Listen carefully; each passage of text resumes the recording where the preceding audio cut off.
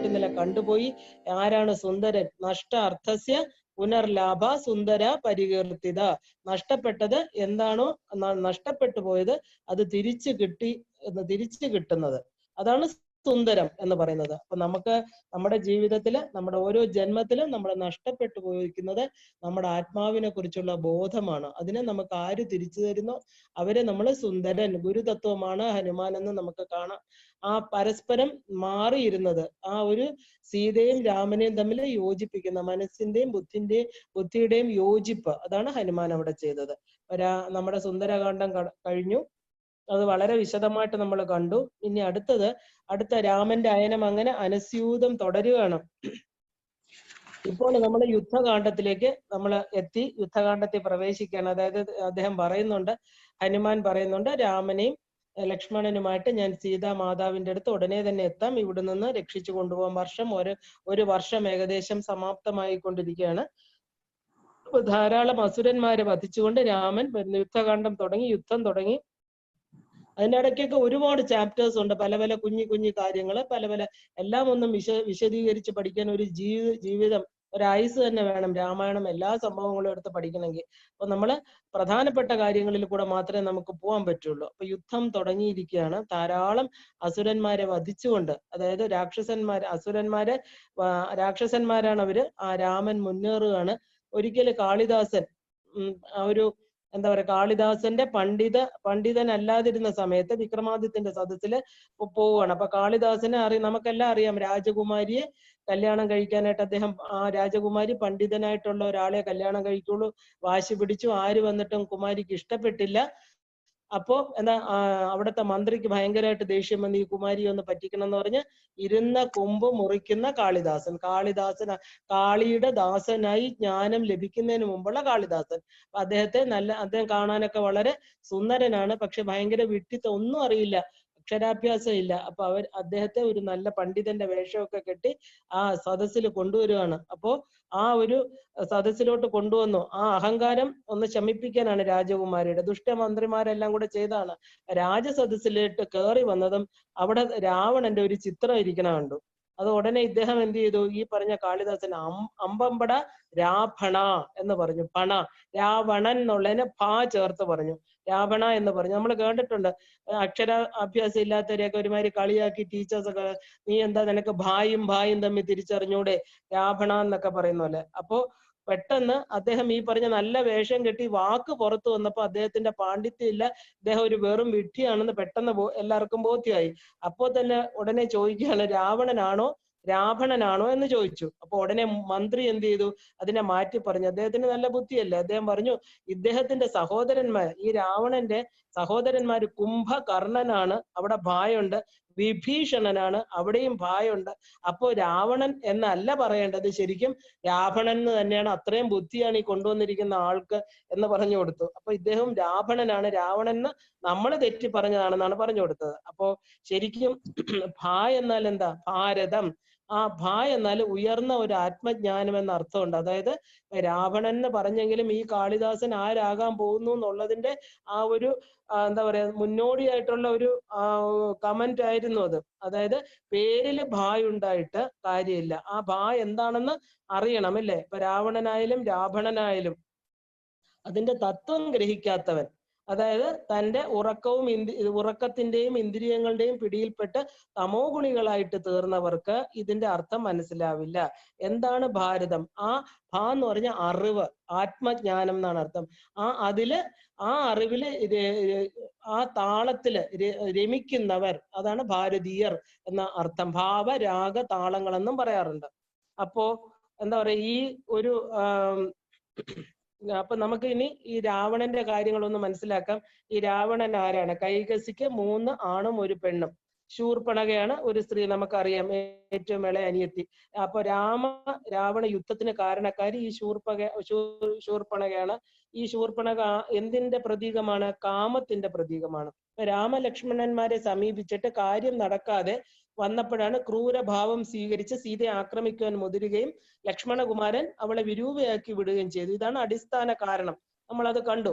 അപ്പോ ഖരദൂഷണ വധം, അവരുടെ സൈന്യത്തെ എല്ലാം വധിച്ച് ഈ ഒരൊറ്റ കാരണം കൊണ്ടാണ്. പക്ഷെ ഈ ശൂർപ്പണഖ തെറ്റായ കാര്യങ്ങളാണ് വന്ന് രാവണനെ ധരിപ്പിക്കണമെന്ന് നമ്മൾ കണ്ടു. അപ്പൊ രാവണനാണെങ്കിലോ കാമമോഹിതനായിട്ട് സീതയെ ആഗ്രഹിച്ചിരിക്കുന്ന സമയത്ത് ഈ ഇൻഫർമേഷൻ കൂടെ കിട്ടിയപ്പോൾ അദ്ദേഹത്തിന് സീതയെ കുറിച്ച് കൂടുതൽ വേണമെന്ന് ആഗ്രഹം ഉണ്ടായി. സീതയെ മാരീചന്റെ സഹായത്തോടു കൂടി അപഹരിച്ചുകൊണ്ട് വരുന്നുണ്ട്.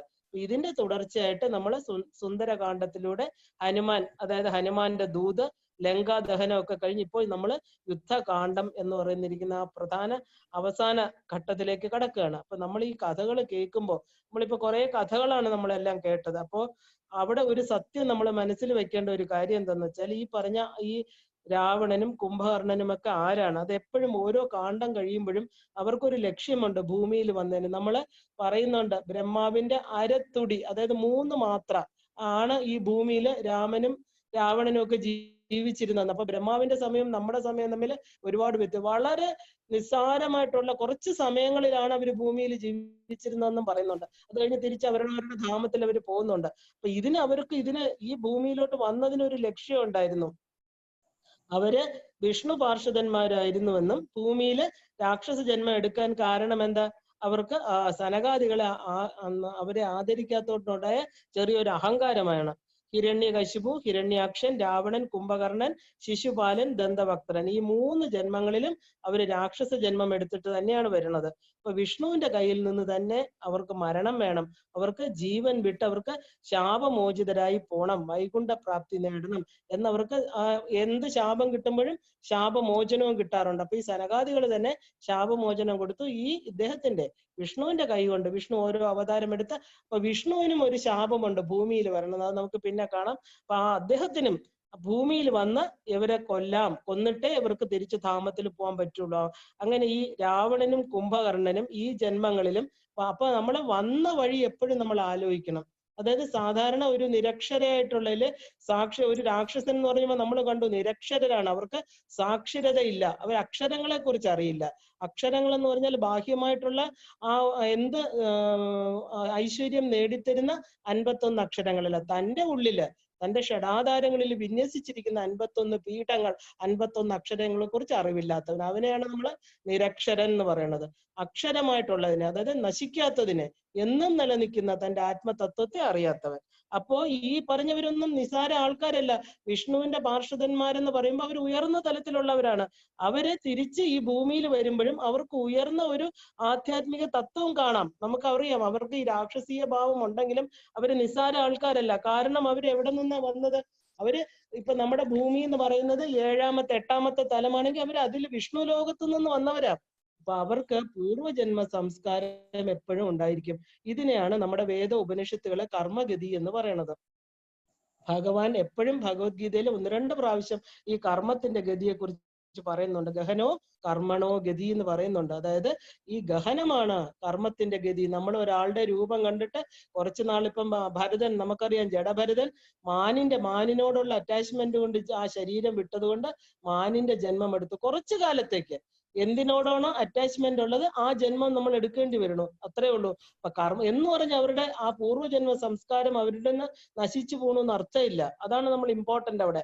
അപ്പോ രാവണൻ എന്ന് പറയുന്ന ആള് സർവ്വശാസ്ത്ര വിശാരദനാണ്, എല്ലാ കലകൾക്കും സംഗീതത്തിനും എല്ലാത്തിലും നിപുണനാണ്. കുംഭകർണനോ അദ്ദേഹത്തെ കണ്ടാൽ ഒരു ഘോരമായിട്ടുള്ള സ്വരൂപമാണ്. പക്ഷെ താത്വികമായിട്ട് ആധ്യാത്മികമായിട്ട് വളരെ ഉയർന്ന ആളാണ് കുംഭകർണൻ. അപ്പോ രാക്ഷസ ജന്മങ്ങൾ എടുക്കാൻ കാരണം നമ്മളിത് അറിയണം. നമ്മൾ ഇന്ന് നമ്മുടെ ജീവിതം എങ്ങനെ നമ്മുടെ ഇന്നത്തെ ജീവിതം നമ്മുടെ നാളത്തെ നമ്മുടെ ജന്മത്തെ ഡിസൈഡ് ചെയ്യുന്നു. ഇതാണ് നമ്മൾ ഇതിൽ നിന്ന് ഉൾക്കൊള്ളേണ്ട കാര്യം. അതിന് ശരിക്കും പറഞ്ഞാൽ നമുക്ക് എന്തുകൊണ്ട് ഈ ജന്മം, അതുകൊണ്ട് ഇങ്ങനത്തെ ഞാൻ ഒരുപാട് കാര്യങ്ങൾ എന്താ പറയാ ആഗ്രഹിച്ചിരുന്നു, അതൊന്നും നടക്കുന്നില്ലല്ലോ എന്ന് ചോദിച്ചാൽ ഇതാണ് അതിന്റെ ഉത്തരം. നിന്റെ പൂർവ്വജന്മം എന്ന് പറയുന്ന ഒരു തുടർച്ചയുണ്ട് നിനക്ക്. അതാണ് നിന്റെ ഇന്നത്തെ ജന്മത്തെ ഡിസൈഡ് ചെയ്തിരിക്കുന്നത്. ഇന്നത്തെ നിന്റെ കർമ്മങ്ങളാണ് നിന്റെ ഇന്നലത്തെ ഇന്നലകളിലൂടെ നീ നടന്നുപോയ ആ പാത നിന്റെ നാളകളെ ഡിസൈഡ് ചെയ്യും. അപ്പോ ഇതിനെ ക്വസ്റ്റ്യൻ ചെയ്യാൻ നമ്മളല്ല ഇതിന്റെ മാർക്ക് ഇടുന്നത്. പരീക്ഷ എഴുതി നമ്മളൊരു എക്സാമിനർ അല്ല നമ്മളെ നിരീക്ഷിക്കുന്നത്. ഈ പ്രപഞ്ചമാണ് ആത്മസത്യമായിട്ട് അകത്തിരിക്കുന്ന ഒരു ചിത്രഗുപ്തനാണ്. ഇതെല്ലാം ഓൾറെഡി നമ്മൾ ഈ പറയുന്നത് വളരെ മോഡേൺ സയൻസ് ആണ് ശരീരത്തിനകത്ത് വെച്ചിരിക്കുന്നത്.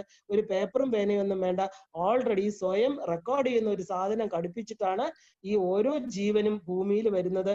അത് ശരീരത്തിനകത്ത് ഓൾറെഡി ഘടിപ്പിച്ച് വെച്ചിരിക്കുക. ഒന്നും പറയണ്ട, ചിന്തിക്കേണ്ട, ഓണാക്കണ്ട, ഒന്നും വേണ്ട.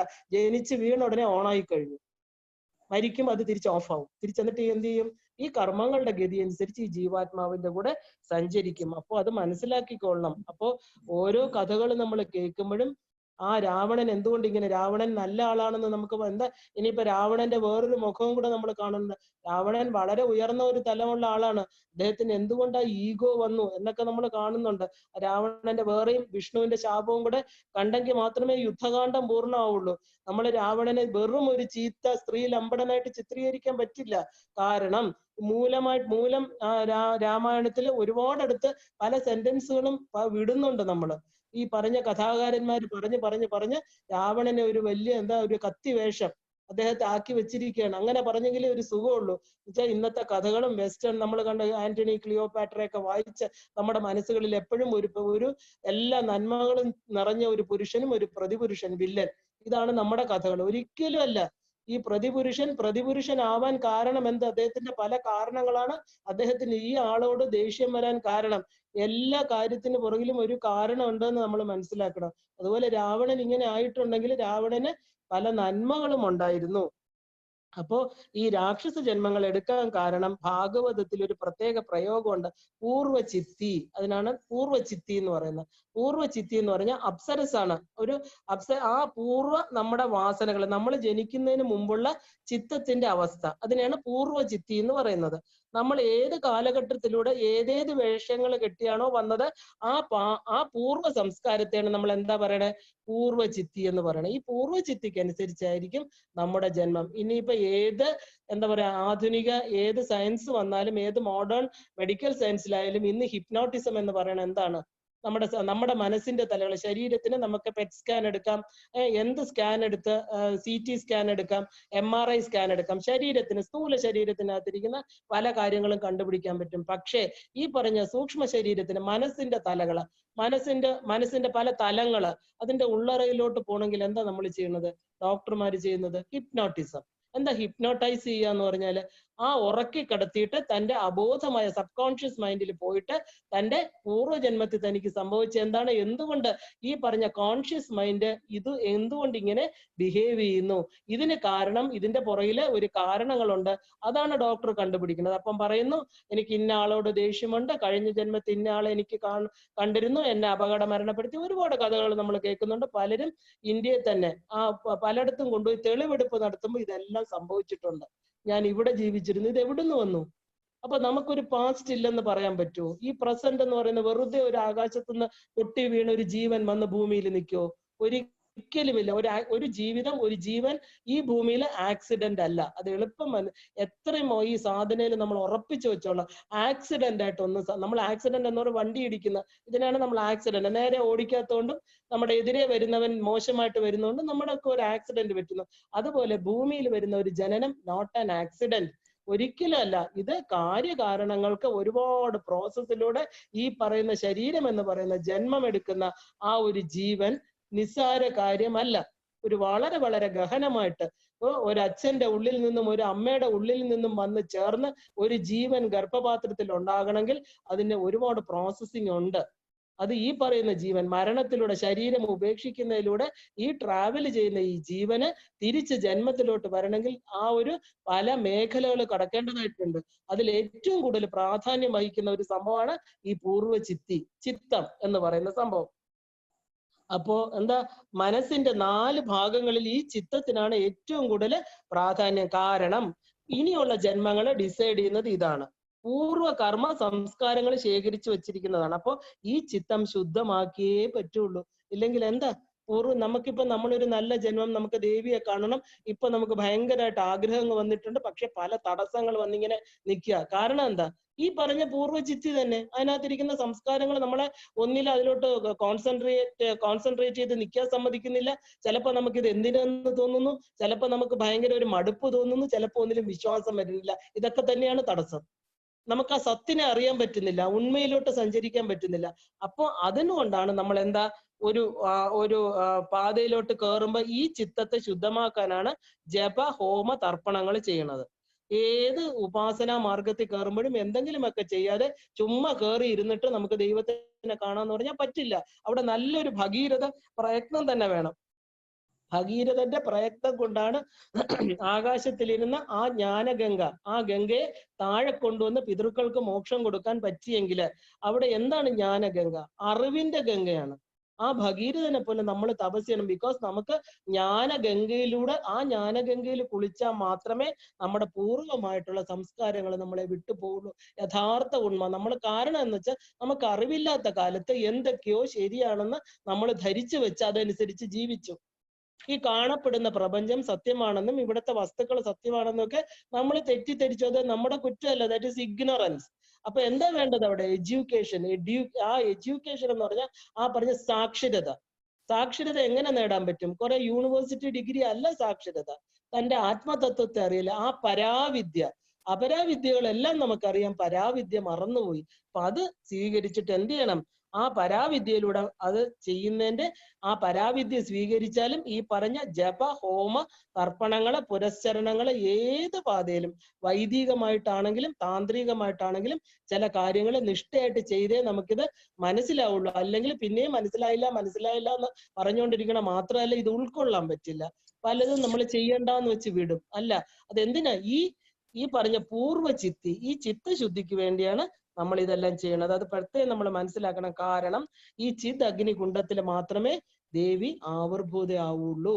ചിത്തശുദ്ധി വന്നാൽ ദേവന്മാര് പോലും വലിയ അഗ്നികുണ്ഡം, ചിതഗ്നികുണ്ഡം, വെളിയിൽ ബാഹ്യമായിട്ടുള്ള അഗ്നികുണ്ഡം അമ്പ യാഗം ഒരുക്കി തന്റെ ആ കരചരണാദികൾ ഓരോന്ന് ദേവി വരാത്തോണ്ട് മുറിച്ച് ഹോമിച്ചു.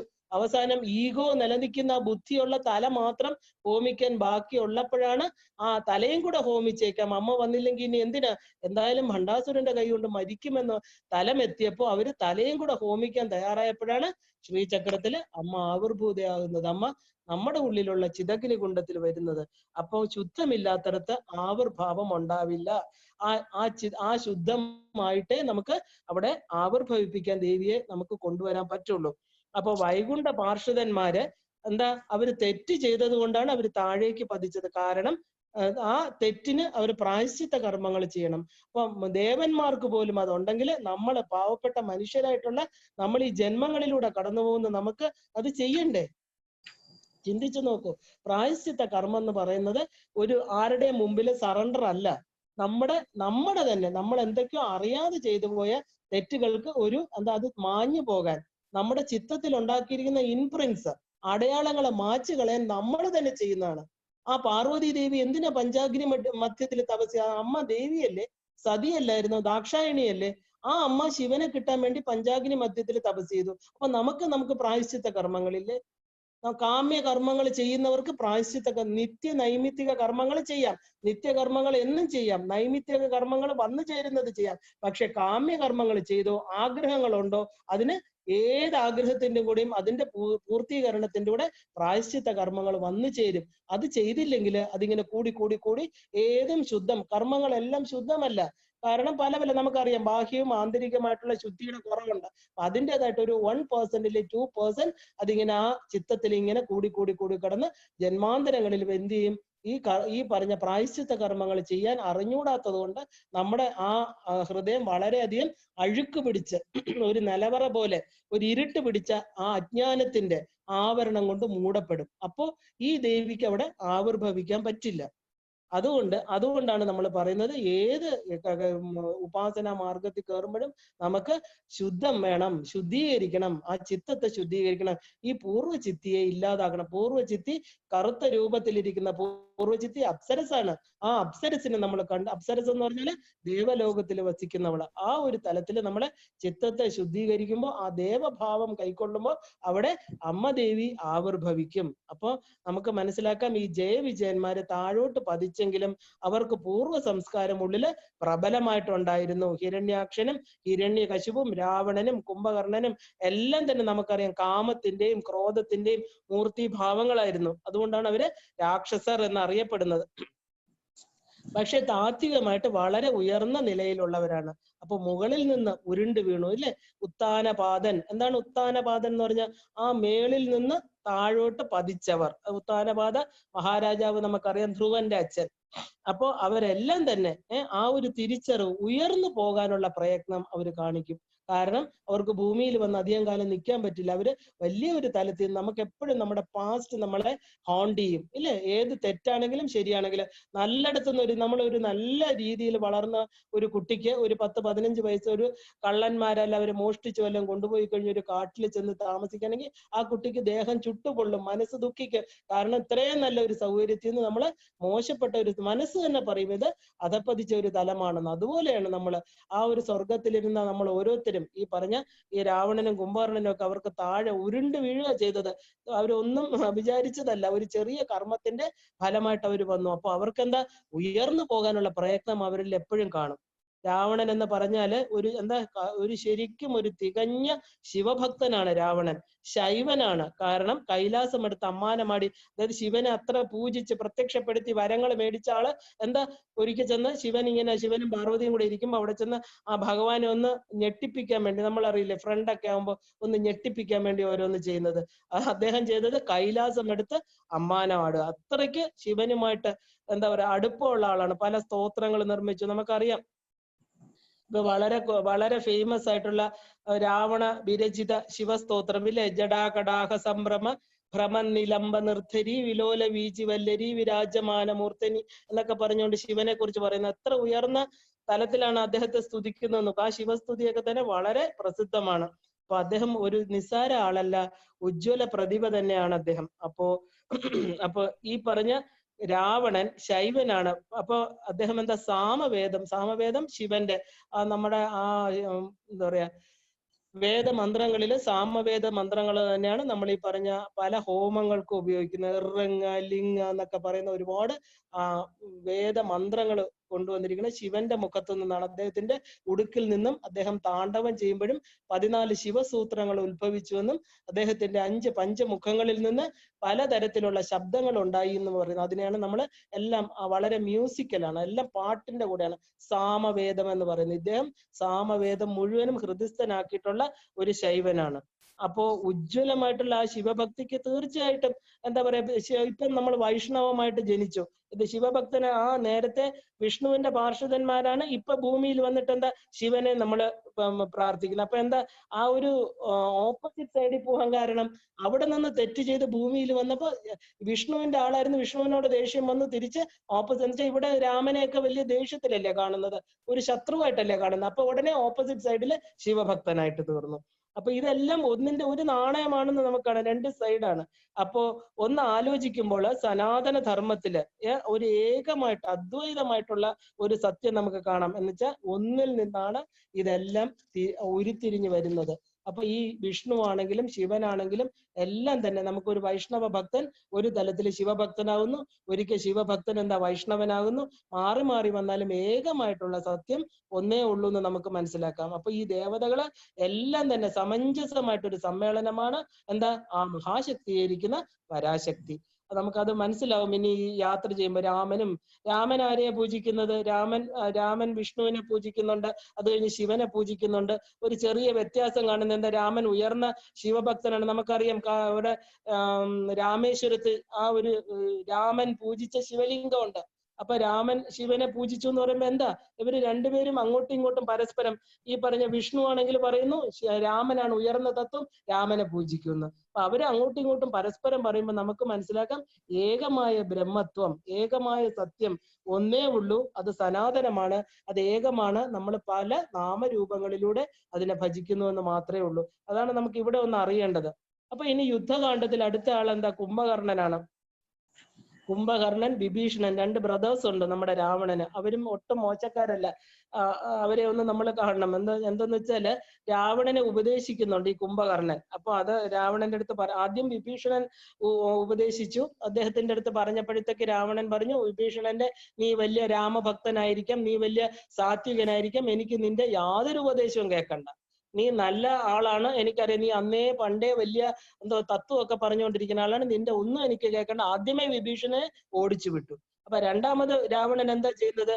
രണ്ടാമതും വന്നിട്ട് ഈ പറഞ്ഞ വിഭീഷണൻ പറയുന്നുണ്ട്, സീതയെ നീ തിരിച്ചയക്കുക. പക്ഷെ എന്താ, ആ തിരിച്ചയച്ചില്ലെങ്കിൽ നീ ഒരുപാട് ഡിഫിക്കൽട്ടീസ് ഫേസ് ചെയ്യേണ്ടി വരും എന്നൊക്കെ പറഞ്ഞപ്പോ ആ ഒരു തൃണവൽക്കരിച്ചുകൊണ്ട് ഒരു പുല്ല് വിലയോട്ട് കളഞ്ഞിട്ട് എന്താ ഇത്, നീ എന്നോടൊന്നും പറയണ്ടെന്ന് പറയണം. അങ്ങനെ യുദ്ധം തുടങ്ങുകയാണ്.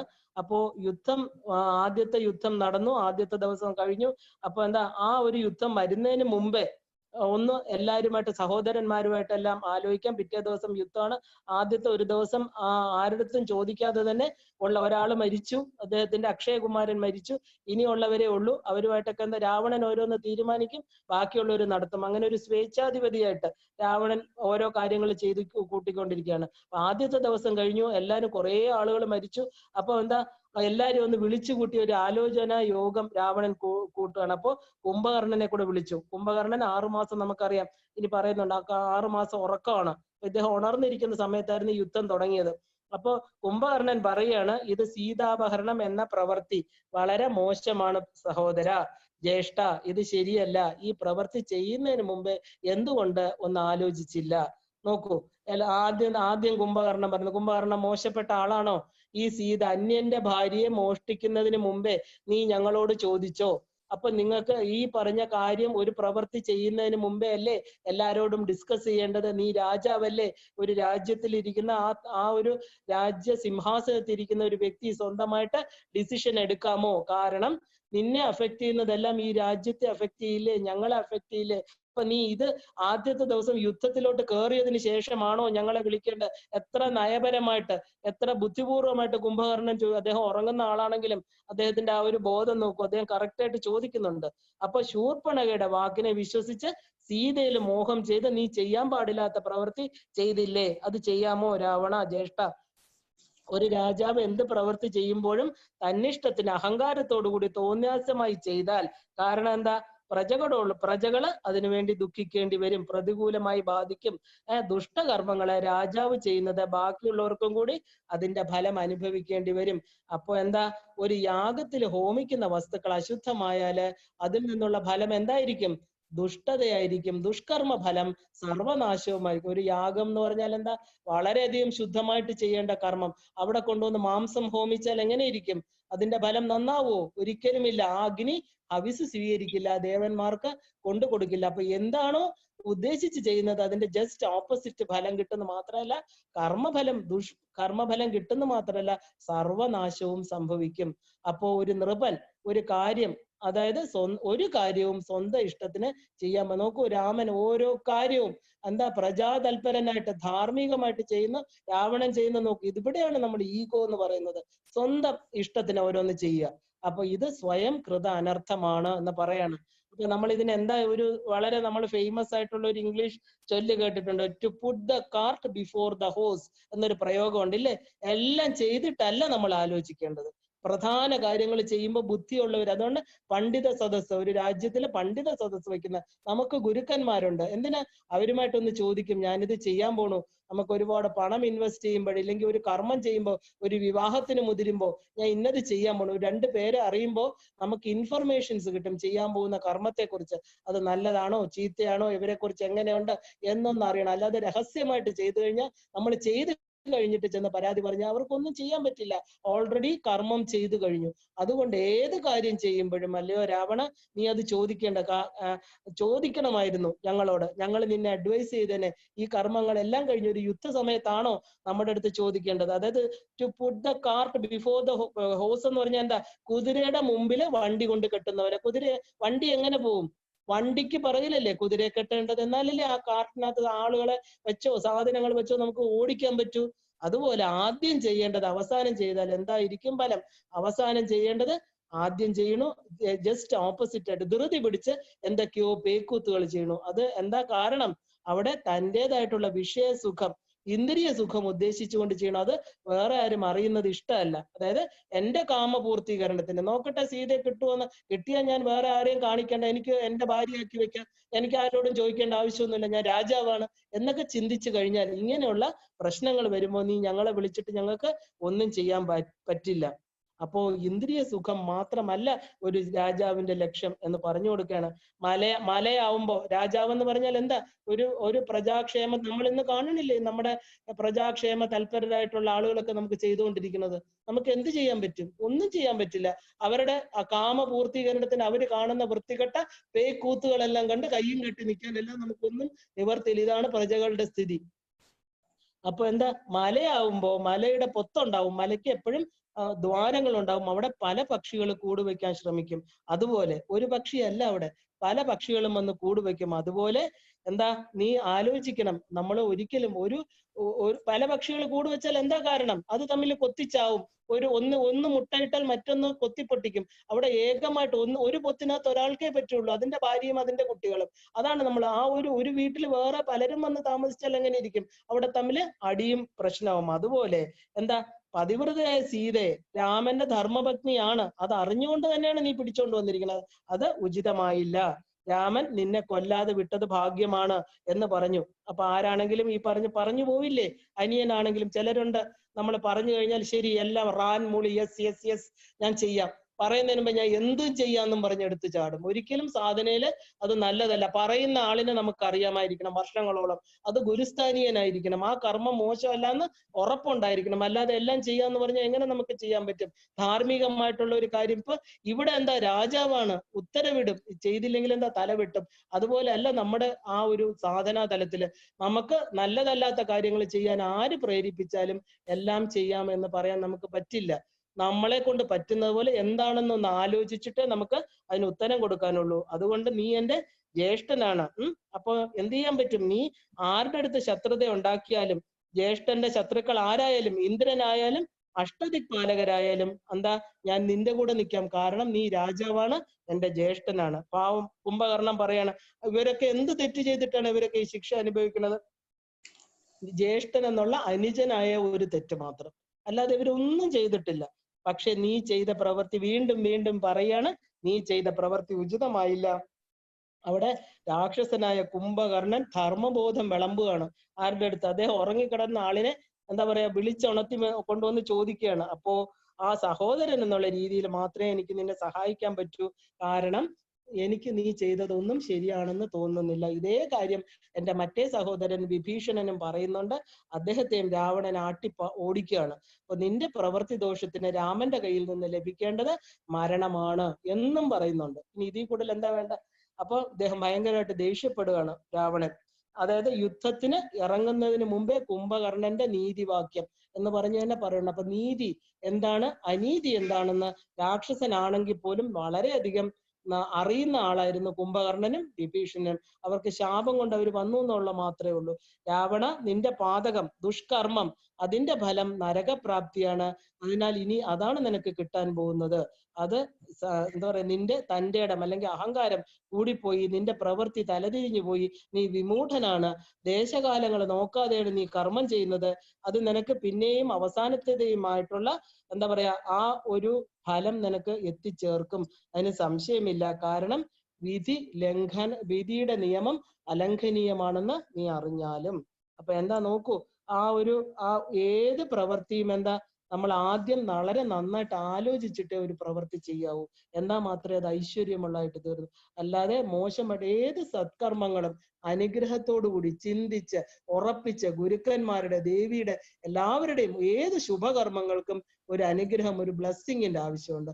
എടുത്ത് പിടിച്ച് നമ്മുടെ ഇങ്ങോട്ട് ഒരു ആഗ്രഹം വന്നു, ഉടനെ തന്നെ അതിന്റെ പുറകെ പോയി മേടിച്ചു എല്ലാവരും. അത് കഴിഞ്ഞിട്ട് അതിൽ വരുന്ന ആ നെഗറ്റിവിറ്റി എല്ലാം സ്വയം തന്നെ അനുഭവിക്കാൻ തയ്യാറായിക്കൊള്ളണം. വേറെ ആരും മറ്റേത് പല കാര്യങ്ങൾ നമുക്ക് ഒരു കാര്യം ചെയ്യുമ്പോൾ പല എന്താ പറയാ അതിൽ അഭിപ്രായങ്ങൾ വരുമ്പോഴാണ് ഒന്നിനെ കുറിച്ച് ഒരു പൂർണ്ണമായിട്ടൊരു കൺസെപ്റ്റ് നമുക്ക് കിട്ടുന്നത്. ഒരു ഉപാസനാ മാർഗത്തിൽ കയറുമ്പോൾ എന്താണ് ഉപാസന, അത് ആദ്യം അറിയുക. അതിന് എന്തൊക്കെയുണ്ട്, അതിന്റെ ഡ്രോബാക്ക് ഉണ്ടോ, എന്നെ കൊണ്ട് അത് പറ്റുമോ, അതെനിക്ക് മുമ്പിലോട്ട് കൊണ്ടുപോകാൻ പറ്റുമോ, ഇതെന്താണ്, ഇതിൽ എന്തൊക്കെ ഞാൻ അനുസരിക്കണം എന്നുള്ളത് അറിഞ്ഞതിന് ശേഷം വേണം അതിനകത്തോട്ട് കയറാൻ. ഇല്ലേ? ആരൊക്കെയോ എന്തൊക്കെയോ ചെയ്യുന്നു, ദേവിയെ കണ്ടു എന്ന് പറഞ്ഞ് എടുത്ത് ചാടേണ്ട ആവശ്യമില്ല. അതില് വളരെ സ്ലോ ആൻഡ് സ്റ്റഡി ആയിട്ട് കൊണ്ടുപോകേണ്ട കാര്യമാണ്. ബിക്കോസ് ജീവിതത്തിൽ സാധനാ മാർഗം എന്ന് പറയുമ്പോൾ അത് ഒരിക്കൽ തെരഞ്ഞെടുത്തു കഴിഞ്ഞാൽ പിന്നെ അതും ശ്രീവിദ്യ പോലെയുള്ള ഉയർന്ന മാർഗങ്ങൾ നമുക്ക് വഴിയിലിട്ട് പോകാൻ പറ്റില്ല. ആ വഴിയിലിടുമ്പോൾ അതിൻ്റെതായിട്ടുള്ള ദോഷങ്ങൾ നമുക്ക് വരും. അതിനകത്ത് വിധി നിഷേധങ്ങളില്ല. അവിടെ ഗുരു പരമ്പര പറയുന്ന അനുസരിക്കുക എന്ന് മാത്രമേ ഉള്ളൂ. അതിന് തയ്യാറായിട്ടുള്ളവര്, ആ ഒരു വിനയത്തോടു കൂടി എന്തും അക്സെപ്റ്റ് ചെയ്യാൻ തയ്യാറുള്ളവരെ ഇതിനകത്ത് കയറാവൂ.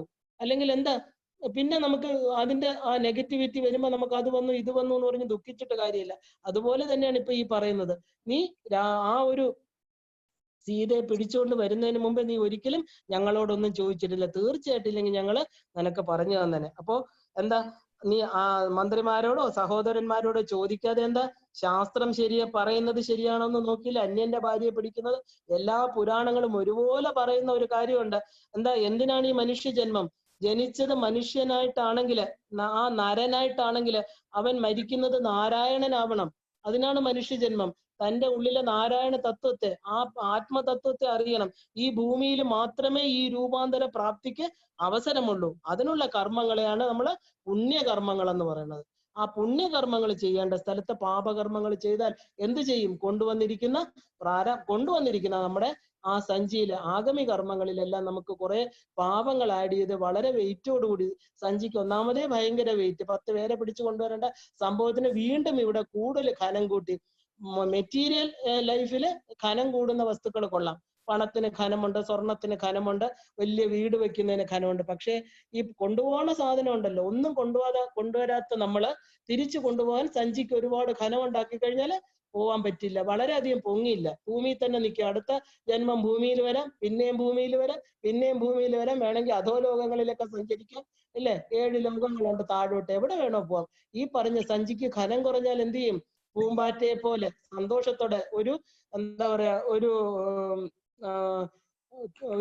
എന്താ, ഒരു വളരെ ലൈറ്റ് ആയിട്ടുള്ള ഒരു രീതിയിൽ നമുക്ക് ഊർത്ത ലോകങ്ങൾ, അപ്പൂപ്പൻ താടി പോലെ, അതാണ് ഞാൻ പറയാൻ വന്നത്. ഒരു അപ്പൂപ്പൻ താടി പോലെ സുഖമായിട്ട് പറന്ന് ആ ഒരു സത്യത്തിന്റെ നിർമ്മലമായിട്ടുള്ള ഒരു മനസ്സുകൊണ്ട്, ആ ഒരു ശുദ്ധമായിട്ടുള്ള മനസ്സിന്റെ ഉടമയായിട്ട് ആ സത്തിനെ മനസ്സിലാക്കി, ഉണ്മയെ മനസ്സിലാക്കി ഉയർന്ന ലോകങ്ങളിലോട്ട്, ആ ഭൂവർ സുവ സിദ്ധലോകങ്ങളില് ആ ദേവിയുടെ അതുവരെ തന്നെ എവിടെ വേണോ ആ പ്രകാശമാനമായിട്ടുള്ള ഒരു ശരീരം കൊണ്ട് പറന്നു പോകാൻ പറ്റും. മറ്റത് കറുത്ത് ഇരുണ്ട് അജ്ഞാനത്തിന്റെ വീണ്ടും തമസ് പിടിച്ച് ആവരണവും പേറി നമ്മൾ വീണ്ടും ആ നീചയോനി മനുഷ്യരില് നീചയോനി ഉണ്ടോ എന്ന് ചോദിക്കും. തീർച്ചയായിട്ടും ഉണ്ട്.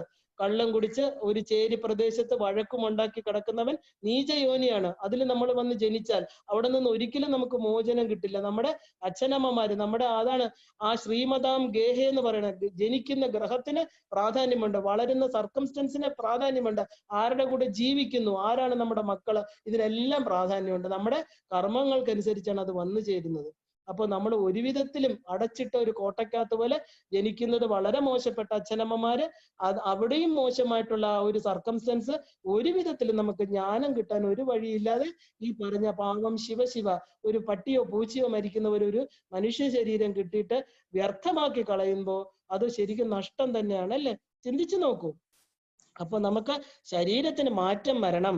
ശരീരം കൊച്ചായിട്ട് ജനിച്ച് ഗർഭപാത്രത്തിൽ നിന്ന് വരുന്ന ശരീരം വർഷങ്ങൾ കൊണ്ട് അത് പുഷ്ടിപ്പെട്ട് വളർന്ന് ശരീരത്തിന് രൂപാന്തരം വരുന്ന പോലെ മനസ്സിന് രൂപാന്തരം ഉണ്ടാകണം. മമത്വം പാശമെല്ലാം വിട്ടിരിക്കണം ഒരു തലമാവുമ്പോ.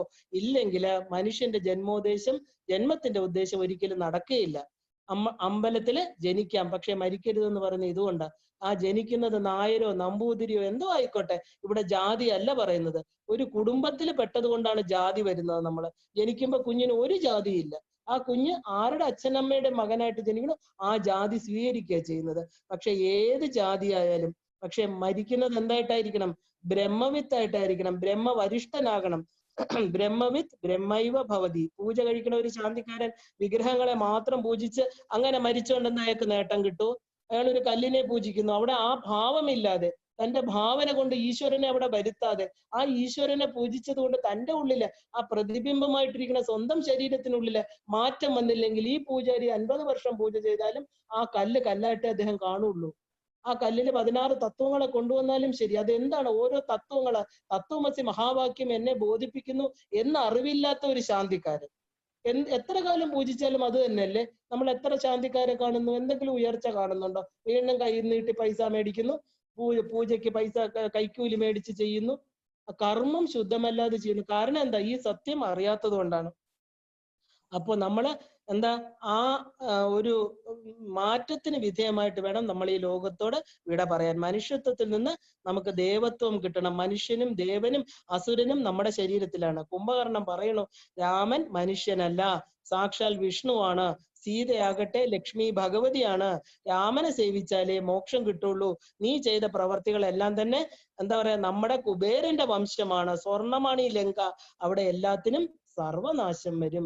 നീ ഇനി എത്ര ലങ്ക കെട്ടിപ്പൊക്കിയാലും എത്ര സ്വർണം കൊണ്ട് പൂശിയാലും എന്താ, സർവനാശം വരും. ഒന്ന് ആലോചിച്ച് നോക്കൂ. നമ്മൾ ജന്മാന്തര പ്രാപ്തി എന്ന് പറയുന്നത് എന്നും നിലനിൽക്കുന്ന, മരിച്ചു കഴിഞ്ഞാലും ഒരാളെ ഓർക്കുമ്പോ സുഗന്ധമുള്ള ഒരു ഓർമ്മ. എന്ത് നല്ലൊരു മനുഷ്യനായിരുന്നു അദ്ദേഹം, അല്ലെങ്കിൽ എന്ത് നല്ലൊരു വ്യക്തിയായിരുന്നു. ആ വ്യക്തിത്വം ഇന്ന് അബ്ദുൽ കലാമിനെ ഓർമ്മിക്കുമ്പോ ഏത് താഴ്ന്ന നിലയെന്ന് വന്നു. ആ ഒരു മഹാ അനുഗ്രഹം കൊണ്ട് ആ കുടുംബത്തിൽ ഇന്ന് ഇന്ത്യ ഭരിക്കുന്നവർ അന്നും ഇന്നും ആ വിനയാന്വിതനായിട്ടുള്ള അദ്ദേഹത്തിന്റെ പെരുമാറ്റം, അദ്ദേഹത്തിന്റെ പുസ്തകങ്ങൾ, ഈ രാജ്യത്തിന് വേണ്ടി അദ്ദേഹത്തിന്റെ സമർപ്പണം, ഇന്ന് നമ്മൾ ഓർക്കുമ്പോൾ അദ്ദേഹത്തെ എന്താ ഓർക്കുന്നത്? അയ്യോ, എന്തൊരു ഉയർന്ന മനുഷ്യൻ. അതാണ് നമ്മുടെ ജന്മാന്തര പുണ്യം എന്ന് പറയുന്നത്. ആ പുണ്യം ഈ ഭൂമിയിൽ നമ്മൾ കൊടുത്തിട്ട് പോകണം. അത് മാത്രമല്ല, നമുക്ക് അന്യലോകങ്ങളിൽ യാത്ര ചെയ്യാൻ നമ്മുടെ അസറ്റ് എന്ന് പറയുന്നത്, നമുക്ക് ആകെ കൊണ്ടുപോകാൻ പറ്റുന്ന നമ്മുടെ പ്ലസ് പോയിന്റ് എന്ന് പറയുന്നത്, നമുക്ക് നേടിയെടുക്കാൻ പറ്റുന്നത് ഇത് മാത്രമാണ് ഈ പുണ്യം. അതിനെന്ത് ചെയ്യണം? പുണ്യ പ്രവർത്തികൾ ചെയ്യണം. എന്താണ് പുണ്യപ്രവൃത്തി? എന്താണ് പാപപ്രവൃത്തി? തൻ്റെ ഉള്ളിലിരിക്കുന്ന ഈശ്വരനോട് അടുക്കുന്നത് പുണ്യപ്രവൃത്തി, അതിൽ നിന്ന് അകന്നു പോകുന്നത് പാപപ്രവൃത്തി. ഒറ്റ കാര്യം മാത്രമാണ് ഈ ഒരു കാര്യം. അല്ലാതെ പുണ്യപാപങ്ങളൊന്നും ധാർമ്മികമായിട്ട് വിശകലനം ചെയ്യേണ്ട ആവശ്യമില്ല. ഈശ്വരനോട് അടുക്കുന്നവൻ തെറ്റ് ചെയ്യില്ല. ആ സത്യത്തെ മനസ്സിലാക്കിയവൻ ബാക്കിയുള്ളവരെ ദ്രോഹിക്കില്ല.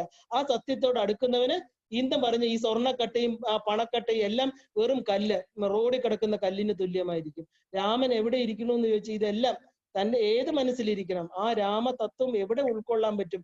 ഈ പറഞ്ഞ സ്വർണത്തെയും റോഡിൽ കിടക്കുന്ന ആ ഒരു കല്ലിനെയും ഒരുപോലെ കാണുന്നവന്റെ മനസ്സിൽ, അതായത് നാമരൂപങ്ങൾക്ക് അപ്പുറം ഇരിക്കുന്ന ആ സത്യത്തെ അറിഞ്ഞവന്റെ മനസ്സിലെ രാമൻ ഇരിക്കാൻ പറ്റുള്ളൂ. അപ്പൊ അതുപോലെ നമ്മൾ ആ എന്ത് ഉണ്ടാക്കിയാലും എന്ത് നേടിയാലും ഉപേക്ഷിച്ചു പോകണം. അത് വിധിവിഹിതമാണ്. നമ്മൾ ഉണ്ടാക്കിയ നിയമം അല്ല.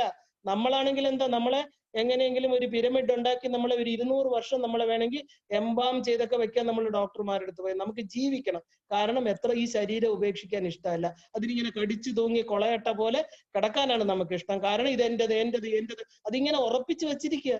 ആ വലിയ സ്വർണ്ണ നൂലല്ല, പട്ടുനൂലും ഒന്നുമല്ല, പൊട്ടിക്കാത്ത 1000 നൂലിട്ട് കെട്ടി വെച്ചിരിക്കുക. ഇത് എന്റേത്. ഇവിടെ എന്തെങ്കിലും ഉണ്ടോ എന്റേത്?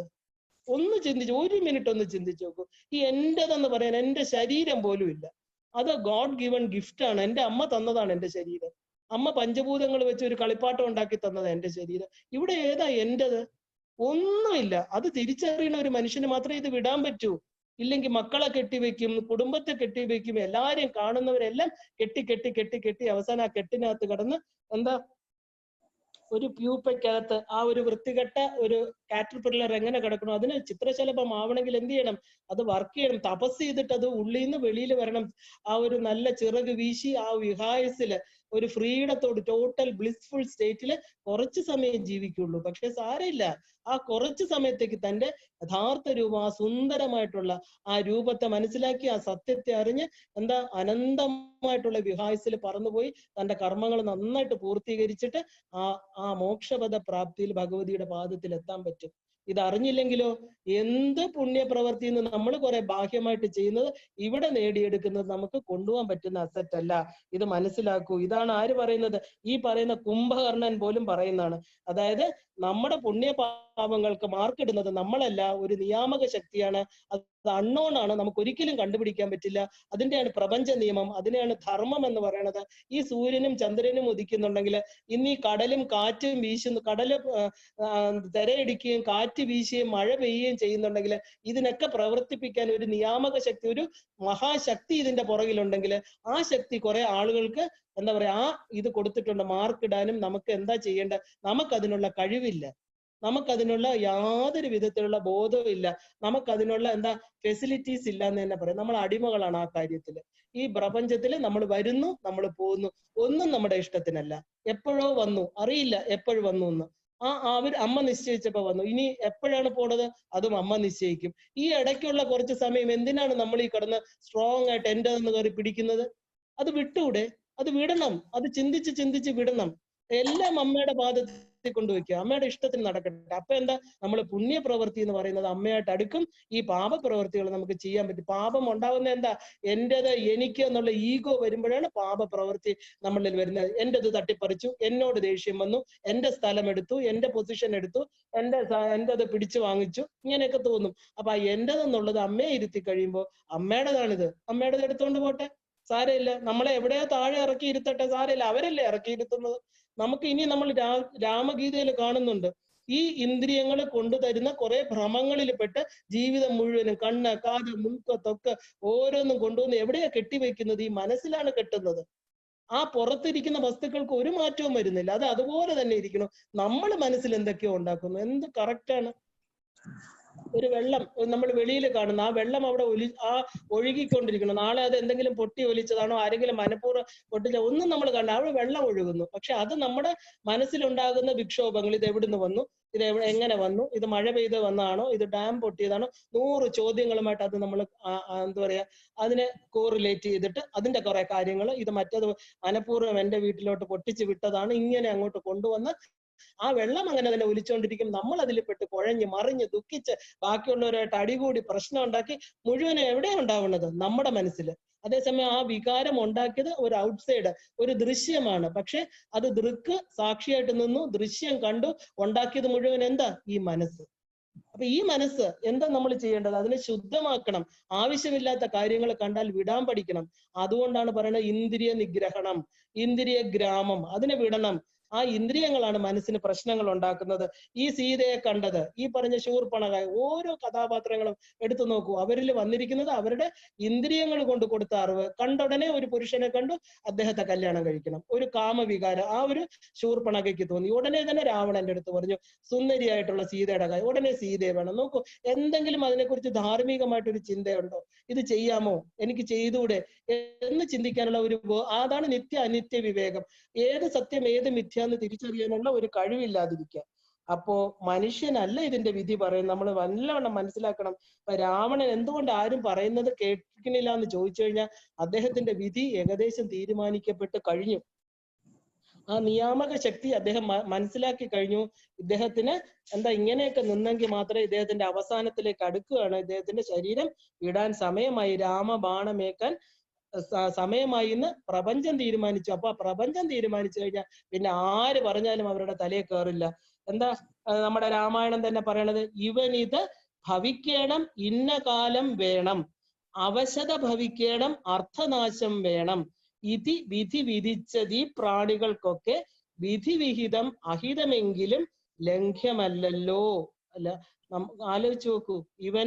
ഇവന് ഇന്ന് ഇത് ഭവിക്കണം, അത് ഇന്ന കാലത്ത് വരണം, അവശത ഭവിക്കണം, അർത്ഥനാശം പണനഷ്ടം വരണം, ഇത് വിധി വിധിച്ചു. ഞാനല്ല വിധിച്ചത്, വിധി വിധിച്ചതീ വണ്ണം പ്രാണികൾക്കൊക്കെ, എല്ലാ പ്രാണികൾക്കും, പ്രാണനുള്ളതെല്ലാം പ്രാണി അല്ലെ, വിധി വിഹിതം അഹിതമെങ്കിലും. നമുക്കിഷ്ടമല്ല, നമുക്ക് വിധിയെ ഇഷ്ടമല്ല. എന്തിനിത് തന്നു, എന്തിനത് തന്നു, ക്വസ്റ്റ്യൻസാ. അപ്പൊ വിധി വിഹിതമാണ്, അത് നമുക്കല്ല. അത് അഹിതമാണെങ്കിലും ലംഘ്യമല്ല ഏതുമേ, നമുക്ക് ലംഘിക്കാൻ പറ്റില്ല. അതാണ് സർവാനുലംഘ്യ ശാസന. ദേവിക്ക് ഒരു പേരുണ്ട്. ഒരു അമ്മയുടെ ശാസനം ലംഘിക്കാനായിട്ട് ഈ പ്രപഞ്ചത്തിൽ ഒന്നുമില്ല. അമ്മയ്ക്ക് മാത്രമേ ശാസിക്കാനും അമ്മയുടെ ശാസന ലംഘിക്കാനും ഈ പ്രപഞ്ചത്തിൽ ആർക്കും പറ്റില്ല. ഇത് വിധി തീരുമാനിക്കുന്നത് നടത്തിയേ തീരുള്ളൂ. കുംഭകർണനും വിഭീഷണനും എന്താ ചെയ്യുന്നത്? രാവണന് ഈ ബോധവൽക്കരണം നടത്തുകയാണ്. ഒന്ന് ആലോചിച്ച് നോക്കൂ. കല്ലില് വെള്ളം ഒഴിക്കും പോലെ രാവണനെ ഇരുത്തി ഇത് പറഞ്ഞാലും രാവണന് മനസ്സിലാവുമോ? രാവണന്റെ മനസ്സ് മാറി സീതയെ തിരിച്ചു കൊടുക്കും എന്നാണ് വിചാരിക്കുന്നത്. നമ്മൾ ചിലപ്പോ ചില ആളുകളെ വിളിച്ചിരുത്തി കുറെ കാര്യങ്ങൾ പറയും, അത് ചെയ്യൂ, ഇത് ചെയ്യൂ, നിങ്ങൾക്ക് നല്ലത് വരും. എവിടെ? നമ്മൾ ഇത്രയും സമയം കളയുന്നല്ലാതെ യാതൊരു മാറ്റവും അവരിൽ വരില്ല. കാരണം എന്താ? ഈ പറഞ്ഞ വിധിയുടെ നിയമം അലംഘനീയമാണ്, മാറ്റാൻ പറ്റില്ല. അപ്പോ സീതയെ തിരിച്ചു കൊടുത്താൽ സർവനാശം ഒഴിവാക്കാമല്ലോ എന്ന് ബോധപൂർവം ഇരിക്കുന്ന കുംഭകർണനും ഈ പറഞ്ഞ വിഭീഷണനും തോന്നണമെങ്കിലും മരണമടുത്തെത്തിയ രാവണൻ അത് തോന്നണില്ല. അപ്പൊ ഇന്ദ്രിയങ്ങൾക്ക് വശമാകുന്നവന് എപ്പോഴും നാശമേ ഉള്ളൂ. ഇന്ദ്രിയങ്ങളെ ജയിക്കണം, അതാണ് ഏറ്റവും വലിയ കാരണം. ഇന്ദ്രിയങ്ങൾ കൊണ്ടുവരുന്ന അറിവിന് പുറകെ നമ്മുടെ മനസ്സിനെ വിടരുത്. കാമനകളുടെ പിന്നാലെ പരക്കം പായുന്നവന് ഒരിക്കലും സമാധാനം ഉണ്ടാവില്ല. കാരണം അത് കിട്ടിയില്ലെങ്കിൽ പോലും നമുക്ക് ഉറക്കം കെടുത്തും. ഒരാളുടെ എന്തെങ്കിലും കണ്ടു, ഒരാളുടെ എന്തെങ്കിലും കേട്ടു, ഇതെന്ത് ചോദ്യം, ക്വസ്റ്റ്യൻ മാർക്ക് കൊണ്ട് രാത്രി ഉറക്കമില്ല, സമാധാനമായിട്ടൊരു ജീവിതമില്ല. കാരണം കണ്ടത് സത്യമല്ല, കേട്ടത് സത്യമല്ല, പറഞ്ഞത് സത്യമല്ല, ഇതൊന്നും സത്യമല്ല എന്നറിയാമെങ്കിലും മനസ്സിങ്ങനെ അജിറ്റേറ്റഡ് ആയിട്ടിരിക്കുക. അജിറ്റേറ്റഡ് ആയിട്ടുള്ള ഒരു മനസ്സിന് സുഖം ഒരിക്കലും കിട്ടില്ല. സുഖമില്ലാത്ത മനസ്സിൽ ഒരിക്കലും ദേവിയെ നമുക്ക് പ്രത്യക്ഷപ്പെടുത്താൻ പറ്റില്ല. ഏറ്റവും വലുത് സുഖമായിട്ടൊന്ന് ഉറങ്ങുക, മനസ്സമാധാനം. എവിടെ കിടന്നാലും അതാണ് നമുക്ക് വേണ്ടത്. അത് കിട്ടിയില്ലെങ്കിൽ എന്തൊക്കെ ഉണ്ടെന്ന് പറഞ്ഞിട്ടും അത് വെറും സീറോയാണ്. അതെന്താ നമ്മൾ ചെയ്യേണ്ടത്? കാമനകളുടെ പിന്നാലെ നമ്മൾ ഓടരുത്. ഇന്ദ്രിയ ഗ്രാമത്തെ നമ്മൾ കടക്കണം. അപ്പൊ കുംഭകർണൻ ആരാണ്? കുംഭം പോലെ കർണമുള്ളവൻ. അതായത് നമ്മൾ ഗണപതിയെ ശൂർപ്പകർണൻ എന്നൊക്കെ പറയില്ലേ, ആനച്ചെവി എന്നൊക്കെ പറയും. വളരെ ശ്രദ്ധാലുവാണ് കുംഭകർണൻ. ആ ഒരു പറയാ ചെവി വളരെ ശ്രദ്ധാലുവാണ്, എല്ലാം കേൾക്കും. അതാണ് ശ്രദ്ധാവാൻ ലഭതേ ജ്ഞാനം എന്നൊക്കെ പറയുന്നത്. ഇവർക്കാണ് വിദ്യ കരഗതമാവുന്നത്, ശ്രദ്ധിക്കുന്നവർക്കും ആ ശ്രദ്ധയെ ജീവിതത്തിൽ കൊണ്ടുവരുന്നവർക്കും. കുംഭകർണനും വളരെ ശ്രദ്ധാലുവാണ്. പക്ഷെ എന്ത് ചെയ്യാം, ശൂർപ്പണഖയുടെ യഥാർത്ഥത്തില് സീതാദേവിയെ രാവണന് കൊടുക്കാനല്ല, സീതാദേവി തന്റെ സ്വന്തം ജ്യേഷ്ഠനോടുള്ള സ്നേഹം കൊണ്ടൊന്നും അല്ല ശൂർപ്പണഖ വന്ന് പറഞ്ഞത് ഈ സീതയെ എടുത്തോളാൻ. നമ്മൾ വിചാരിക്കുക പാവം രാവണൻ എന്താ വിചാരിക്കുന്നത്, എന്റെ സഹോദരിക്ക് എന്നോട് എന്തൊരു സ്നേഹം, ലോകത്ത് ഭംഗിയുള്ള വസ്തുക്കളെല്ലാം എനിക്ക് കൊണ്ട് തരുന്നു, കാട്ടിലൊരു സ്ത്രീയെ കണ്ടുടനെ അത് ചേട്ടന്.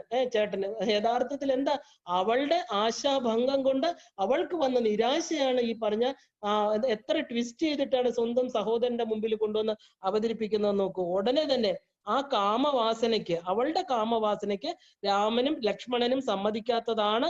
അതിന് കാരണം എന്താ, അവളുടെ ഉള്ളിൽ സീതയാണ്.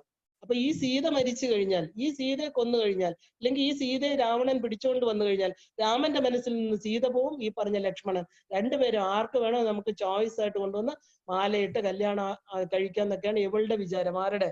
ഈ പറഞ്ഞ ശൂർപ്പണഖയുടെ. അപ്പോ അതുകൊണ്ട് ദേവിയെ ഇല്ലാതാക്കാൻ, സീതാദേവിയെ ഇല്ലാതാക്കാനാണ് ശരിക്കും ഈ തന്ത്രപ്രയോഗം അവൾ നടത്തിയത്. നമ്മൾ എപ്പോഴും ആലോചിക്കണം, ഏത് കപട വേഷങ്ങളാണെങ്കിലും ഒരുപാട് കാലം നമുക്ക് കപട വേഷം ഇട്ട് ജീവിക്കാൻ പറ്റില്ല. ഒരു ആട്ടിൻകുട്ടിക്ക് ചെന്നായുടെ വേഷം ഇട്ട് ഒരുപാട് കാലം ഇരിക്കാൻ പറ്റില്ല. ഒരു ചെന്നായ്ക്ക് ആട്ടിൻകുട്ടിയുടെ വേഷം ഇടാൻ പറ്റില്ല. കാലക്രമേണ ഈ കാലം, ഈ പ്രപഞ്ചം, ഈ ധർമ്മം ആ സത്യത്തെ നമുക്ക് വെളിവാക്കി തരും. അത് നമ്മുടെ മനസ്സറിയാതെ എവിടെയെങ്കിലും ചെന്നൊന്ന് പതിച്ചെന്നിരിക്കട്ടെ. എന്താ വേണ്ടത്? എന്താ വേണ്ടത്? നമ്മൾ സാധനയിൽ എന്താ വേണ്ടത്? മനസ്സിനെ അതിൽ നിന്ന് പതുക്കെ പിൻവലിക്കണം. അതാണ് മനീഷയുള്ളവന്റെ മനനശേഷി. ഏതാണ് നിത്യം, ഏതാണ് അനിത്യം എന്ന് മനുഷ്യൻ മനസ്സിലാക്കണം. ഒരു മനസ്സ് ഒരിടത്ത് പോയി പതിച്ചത് തെറ്റല്ല. ബിക്കോസ് നമ്മൾ ത്രിഗുണങ്ങൾക്ക് അടിമകളാണ്. ആ ഗുണങ്ങൾക്കനുസരിച്ച് സാത്വിക ഗുണം ഇരിക്കുമ്പോൾ സത്ചിന്തകൾ ഉണ്ടാവും, തമോ ഗുണം വരുമ്പോൾ നമുക്ക് ദുഷ്ചിന്തകളും വരും. ഈ അസുരന്മാര് നമ്മുടെ ഉള്ളിൽ തന്നെ ഉണ്ട്. അപ്പൊ എന്താ നമ്മൾ വേണ്ടത്? ആ നിത്യ അനിത്യ വിവേകം വേണം, മനനം വേണം. അതാണ് മനുഷ്യന്റെ അനുഗ്രഹം. മൃഗങ്ങൾക്ക് ആവശ്യമില്ലാത്തതൊന്നും അവർ ചിന്തിക്കാറില്ല. അവർക്ക് വേണ്ടത് അവരെടുക്കും, അവർ കിടന്നുറങ്ങും. നമുക്ക് അങ്ങനെയല്ല. നമ്മള് ഒരു കാര്യം കിട്ടിയാൽ ഉടനെ അതിനെക്കുറിച്ച് ഒരുപാട് അങ്ങോട്ട് ചിന്തിച്ച് വേറൊരാളെ നശിപ്പിക്കാനായിട്ടുള്ള കർമ്മങ്ങളിലോട്ട് മനുഷ്യൻ പോകും. പക്ഷെ അത് ശുദ്ധമാക്കണം. അന്ധകരണ ശുദ്ധി ഉണ്ടെങ്കിൽ എന്താ, നല്ലതും ചീത്തയും വേർതിരിച്ച് മനസ്സിലാക്കിയിട്ട് ചീത്ത ഉപേക്ഷിച്ചിട്ട് നല്ലതിനെ സ്വീകരിക്കാൻ പറ്റും. എങ്കിലല്ലേ മനുഷ്യൻ എന്നുള്ള പേര്, മനുഷ്യത്വം, മുമുക്ഷുത്വം എന്ന് പറയണ കേട്ടില്ലേ വിവേക ചൂടാമണിയിൽ? ആ മുമുക്ഷുത്വം വരണമെങ്കിൽ മനുഷ്യത്വം ഉണ്ടാവണം. മനുഷ്യത്വം എന്താ, തെറ്റും ശരിയും തിരിച്ചറിയാൻ പറ്റണം, ചിന്തിക്കാനുള്ള കഴിവ് വേണം, മനനശക്തി ഉണ്ടായിരിക്കണം. അപ്പൊ ഒരു പുരുഷനെ ആ ഭർത്താവിനെ ആ ഒരു ധാർമ്മികമായിട്ട് ജീവിച്ച് മെരുക്കി കൊണ്ടുവരുന്ന ആളാണ് ഭാര്യ. രത്നാകരനെ വാൽമീകിയാക്കിയത് യഥാർത്ഥത്തിൽ ആരാ? ഒരു കാട്ടാള സ്ത്രീ.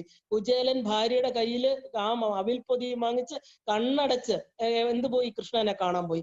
ആ വിശ്വാസം, തന്റെ ഭാര്യ തെറ്റായിട്ടുള്ള ഒരു സ്ഥലത്ത് തന്നെ പറഞ്ഞയക്കില്ല, ആ പരമാത്മാവിന്റെ അടുത്താണ് എന്നെ വിടണമെന്ന് പറഞ്ഞ് കുചേലൻ എന്ത് ചെയ്തു? ആ ഭാര്യ പറയണത് കേട്ട്, ഇല്ല ഞാൻ പോവില്ല എന്ന് പറഞ്ഞിരുന്നെങ്കിൽ അവർക്ക് ഐശ്വര്യം വരുമോ? ഒരിക്കലും ഇല്ല. അപ്പൊ ആ സ്ത്രീ ആ ഒരു ധർമ്മപത്നി കാണിച്ച വഴിയിലൂടെ പോയി. അപ്പൊ എല്ലാവർക്കും എന്ത് കിട്ടി? ഇവർക്കെല്ലാം വിജയമേ കിട്ടിയിട്ടുള്ളൂ. വിജയം സുനിശ്ചിതമാണ്. അപ്പൊ ഇത് പറഞ്ഞ പോലെ മണ്ഡോദരിയും, പാവം മണ്ഡോദരി ഈ പറഞ്ഞ രാവണനെ ഒരുപാട് ഉപദേശിക്കുന്നുണ്ട്. അപ്പൊ ഈ ജയവിജയന്മാർ യാത്ര തുടങ്ങിയത് എവിടെയാണ്? ഇനി ഒരു വിശ്രമം എവിടെ ചെന്നൊന്നും ചോദിച്ചിട്ട് കാര്യമില്ല. എവിടെ യാത്ര തുടങ്ങി? എവിടെന്നാ? അവര് വിഷ്ണു ലോകത്തുനിന്ന് യാത്ര തുടങ്ങി. അപ്പൊ ഇനി അവർക്ക് വിശ്രമം എവിടെയാ? അവരെന്തെങ്കിലുമൊക്കെ കാട്ടിക്കൂട്ടിയേ പറ്റൂ. കാരണം അവർക്ക് തിരിച്ച് വിശ്രമിക്കേണ്ട സ്ഥലം ഈ പറഞ്ഞ വിഷ്ണു ലോകം തന്നെയാണ്. അവിടെ സ്വധാമം. അവർക്ക് അവിടെ ചെന്നാലേ ഇനി ഉറക്കമുള്ളൂ. അതുകൊണ്ട് അവരെ കൊണ്ട് എന്തെങ്കിലുമൊക്കെ ഇങ്ങനെ ചീത്ത പ്രവൃത്തികൾ ചെയ്യിക്കും. എന്നാലല്ലേ രാമനെ അവിടെ വരുത്താൻ പറ്റുള്ളൂ. അപ്പൊ മണ്ഡോദരി പറയുന്നു, അങ്ങ് എന്താണ് ഇങ്ങനെയൊക്കെ ചെയ്യുന്നത്? ഞാൻ സുന്ദരിയല്ലേ? ഞാൻ ഭാര്യയായിട്ടില്ലേ? ഞാൻ ധർമ്മപത്നിയല്ലേ? എന്നെക്കാളും സുന്ദരിയാണോ സീത?